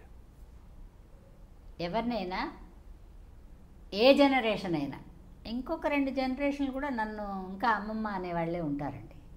ఎందుకంటే వాళ్ళ తండ్రి చూస్తాడు నా సినిమా, అప్పుడు తండ్రి కోసమైనా పిల్లాడి పక్క నుంచి ఇలా చూస్తాడు, గుర్తిస్తాడు నన్ను. కాబట్టి నాకు జనం మదిలో ఎంతకాలం ఉండగలిగితే అవన్నీ అవార్డులేనా. ప్రభుత్వపరమైన అవార్డులు రాలేదన్న ఏం బాధలేదు అస్సలు. సెకండ్ ఆలోచించరండి. ఎవరికన్నా వస్తే నేను బాధపడను. తర్వాత అభినందించడానికి పరిగెత్తుకుని కూడా వెళ్ళలేను నేను. ఎందుకంటేనండి వాళ్ళే బోళ్ళ మంది వెళ్ళి అభినందిస్తూ ఉంటారు, వాళ్ళ చేతులు ఇలా పీకేసి ఉండే 2 చేతులు మనం ఎందుకు పీకడం వెళ్ళి ఎక్కడన్నా కనపడితే అభినందిస్తాను. ఎందుకంటే వాళ్ళు మంచి నటులు, మంచి డైరెక్టర్లు, మంచి ఉన్నతమైన వాళ్ళు అని మన మైండ్లో ఉంది కదండి. మనం ఎక్కడ కనపడ్డా ఇలా అంటాం. ఏదో ఒక అవార్డు ఇచ్చినప్పుడు పరిగెత్తుకుని వెళ్ళాలనే సిస్టమ్ నేను పెట్టుకోను. నేను అలా ఇది లేదండి. నాకు ప్రభుత్వం ఏదో ఇంకా ఎప్పుడూ ఇస్తుంది అందుకని ఇంకా ఇండస్ట్రీని పట్టుకుని వేలాడదాం అట్లా కాదు. ప్రేక్షకుడికి చక్కగా కనపడి వాడు విసుక్కోనంత వరకు మనం పనిచేయచ్చండి. ప్రేక్షకుడు విసుక్కుంటే మనం జై హింద్. కొంతమంది ప్రొడ్యూసర్లు జనం మెచ్చుకొని ఆర్టిస్టులు కూడా వేషాలు ఇస్తూ ఉంటారు. అదేంటే ప్రొడ్యూసర్కి నచ్చారు, ఈ ఆర్టిస్టు ప్రొడ్యూసర్కి నచ్చారు, జనం మెచ్చుకోవాలండి, జనం గుర్తుపెట్టుకోవాలి. ఎక్కడన్నా కనపడితే ఆర్టిస్ట్ని గుర్తించగలరు. మిమ్మల్ని ఎక్కడో చూసామే అన్నారనుకోండి వేస్ట్. ఏమంటారు? ఇప్పుడు చాలా సాధనాలు వచ్చాయి, ఇప్పుడు గుర్తిస్తారులేండి. ఒక కాలంలో గుర్తింపులు తక్కువ ఉన్నాయి. స్థూలంగా నా అభిప్రాయం అండి, ఎవరో 2-3 కూర్చుని మెచ్చుకునే అవార్డుతో పనే లేదు. ప్రేక్షకుడు ఎక్కడ చూసినా స్టిల్ ఏ ఆర్టిస్ట్నైనా, నన్ను కాదు, పలకరించగలిగిన ఆర్టిస్ట్ ఎవరన్నా ఉంటే అది సూపర్ అవార్డు అండి. ఆర్థికంగా ఎవరో 1-2 దెబ్బతిన్నారు కానండి, అందరూ బాగానే ఉంటారు. ఆడవాళ్ళు దెబ్బతింటారు, ఎందుకంటే వాళ్ళకి సంరక్షకులు కరెక్ట్గా లేక. మీ విషయంలో మీ అమ్మగారు మీకు? మా అమ్మగారు సంరక్షణ. మా అమ్మగారే అండి. మగవాళ్ళు నష్టపోయిన సందర్భాలు. ఆడవాళ్ళ స్వభావం పుట్టుక నుంచి ఎవరో చెప్తే వినే స్వభావమే. మీరు ఆలోచించండి పోనీ దీర్ఘంగా. ఇప్పుడు మన తల్లి వాళ్ళ తండ్రి చెప్పింది వింటది, ఆ తర్వాత భర్త చెప్పింది వింటది, ఆ తర్వాత కొడుకు చెప్పింది వింటది, ఆ తర్వాత మనవడి చెప్పింది కూడా వింటది. వింటదండి? మరి వినే స్వభావమే కదండి. ఆ వినుల్లో ఈ సంపాదించిన డబ్బులు ఇలా ఉన్నప్పుడు ఎవరో చెప్తే వింటది. ఎవరో చెప్పారు, బాల్యకాలే పితృపీడనం, యవ్వనకాలే భర్తాపీడనం. అందుకనండి ఆడ మనిషి గట్టిగా ఉండలేరండి. ఎక్కడో ఒక చోట మనవాళ్లే కదా అని మెత్తబడిపోతారు. మెత్తబడినప్పుడు నష్టపోతారు. నేను ఎలా అంటే అండి, మా అమ్మగారి సంరక్షణలో పెరిగాను. మన పుట్టుకతో నా మెంటాలిటీను, ఇది నా బాధ్యత అనుకుని చేస్తాను. ఏ పని అయినా యాక్ట్ చేయడం ఇష్టం, నా లవర్ యాక్టింగ్ అండి. తతిమవన్నీ డ్యూటీ. ఇప్పుడు ఎవరికో ఏదో ఇవ్వాలనుకోండి, ఇది నా డ్యూటీ, ఇచ్చేసా, అయిపోయింది. వాళ్ళకి మనకు అంతే సంబంధం. అలా పెట్టుకుంటా మైండ్. నేను డ్యూటీ మైండ్ అండి. ఓ పిచ్చి పిచ్చిగా ప్రేమించి వాళ్ళు లేకపోతే, వాళ్ళని చూడకపోతే నేనేమన్నా, అది లేదండి నాకు. అది లేని మూలాన ఎక్కువ స్నేహితులు లేరు నాకు. స్నేహితులు కూడా అండి చూడకుండా ఉండలేనప్పుడే స్నేహితులు ఉంటారండి. నేను కనపడిన చోట నేను ఆత్మీయంగా మాట్లాడతాను, అందరితో సరిపోయింది. చేతనైతే కొంచెం మంచి మాటలు చెప్తాను. ఏదన్నా నష్టపోయానంటే, అలా ఎందుకు చేశారా, ఇలా చేసుకోపోయారా, ఇలా నాకు తెలిసినంతవరకు పెద్ద పరిజ్ఞానం ఏం లేదు కానండి, అలా చెప్తాను. అందువల్ల ఏంటంటే ఇది డ్యూటీ అనుకుంటాను కాబట్టి బాగున్నానేమో నేను. ప్రేమ ప్రేమ అంటారు, అదే ట్రాష్ అండి. ప్రేమ కాదు, తెలియనితనం. దాన్ని నేను గుడ్డిగా నమ్మేశానండి, గుడ్డిగా ప్రేమించాను. మామూలుగా మన సినిమా రంగంలో ఆకర్షణ చాలా సహజం కదా. మీ ప్రారంభ కాలంలో అటువంటి ఆకర్షణలకు ఎప్పుడు లేవండి. ఉంటే ఇప్పుడు దాకా ఉంటానండి. ఎప్పుడో జెండా కాదండి, అసలు ఇంతకాలం అన్నపూర్ణను చూద్దురా మీరు. నాకు కొంచెం అదే చెప్పాను కదండి. అంటే నేను మిమ్మల్ని ఉద్దేశించి కాకుండా జనరల్గా అండి, అందరూ అలా ఉండలేరు. ఒక్కొక్కరిది ఒక్కొక్క స్వభావం ఉంటుంది. అండ్ ఇంకొకటి, ఈ మహిళల పట్ల ఒక రకమైన అబ్యూజ్మెంట్ ఉంటుంది సినిమాల్లో అని బయట ప్రపంచం అనుకుంటారు. వాస్తవం నాకు తెలిసి, నేను లోపల మనిషినే కాబట్టి. మహిళల పట్ల అబ్యూజ్మెంట్ రకరకాలుగా, దాని మీద ఏమంటారు, మీరు ఏమని చెప్తారు? మహిళలకి అసలు ఎంతవరకు సినిమా రంగం కరెక్ట్ అని మీరు అనుకుంటున్నారు? షో ప్రపంచం అండి. అంటే సీనియర్ ఆర్టిస్ట్గా మీ అభిప్రాయానికి చాలా విలువ అండి. సరదాగా వచ్చి పనిచేసి ఎలా పడితే అలా ఎంజాయ్ చేద్దాం అనుకునే వాళ్ళకి మీరు చెప్పింది వర్తిస్తుంది. ఇది డ్యూటీ, నా కోసం, నా కుటుంబం కోసం నేను పనిచేసుకుంటున్నాను, నేను చాలా కాలం ఇక్కడే ఉండాలి, ఇండస్ట్రీలో ఉండాలి, వెరీ గుడ్ అని అనుకున్న వాళ్ళకి మీరు చెప్పింది వర్తించదు. బ్రహ్మాండమైన సమాధానం. దీన్ని పనిలాగా భావించాలి, వృత్తిలాగా భావించాలి. ఇది నా వృత్తి, నా ప్రాణం. కరెక్ట్ కరెక్ట్ అండి. అనుకున్న వాళ్ళకి మన ఇండస్ట్రీకి వచ్చే అమ్మాయిలు కూడా ముందు తెలుసుకోవాల్సింది అది. మేము అడ్వర్టైజ్మెంట్లో కూడా చాలా మంది మోడల్స్ చూస్తూ ఉంటాం కదా. తర్వాత రేపుని ఎవరు ప్రేమించట్లేదండి. రేపు ఒకటి ఉంది, అదే తీపి. రేపుని ప్రేమించట్లే. ఈరోజే, ఇప్పుడు ఈ క్షణంలో జరిగిపోవాలి అనుకున్నప్పుడు ఇలాంటివన్నీ జరుగుతాయి. ఈ క్షణాన్ని ప్రేమించకూడదు. మనకి రేపు కూడా ఒకటి ఉంది, తప్పకుండా ఉంటాం అనే నమ్మకం ఉన్నప్పుడు లైఫ్ ఎప్పుడు స్టాండర్డ్గా వెళ్తుందండి. నమ్మకం. Yes. Very good, very good. చాలా గొప్పగా చెప్పారు, చాలా చాలా టైం ఇచ్చారు. అండ్ మీకు చాలా కృతజ్ఞతలు తెలియజేస్తున్నాను. మరోసారి మళ్ళీ అవకాశం ఉంటే మిమ్మల్ని కలుసుకోవాలి. Thank you. కాఫీ చల్లారిపోతుంది, నా చేతితో మీకు అలా నేను కాఫీ ఇచ్చేస్తాను. Thank you very much. Okay అండి. తెలిసి తెలియక ఏమన్నా మీకు నచ్చని చెప్పుంటే యమున కిషోర్ గారిని, నన్ను, ఇద్దరిని క్షమించే. అంతే, నా తరపున కూడా మేడమే చెప్పేశారు. నేను మీ అన్నపూర్ణ. ఐ డ్రీమ్ ఛానల్కి సబ్స్క్రైబ్ చేయండి.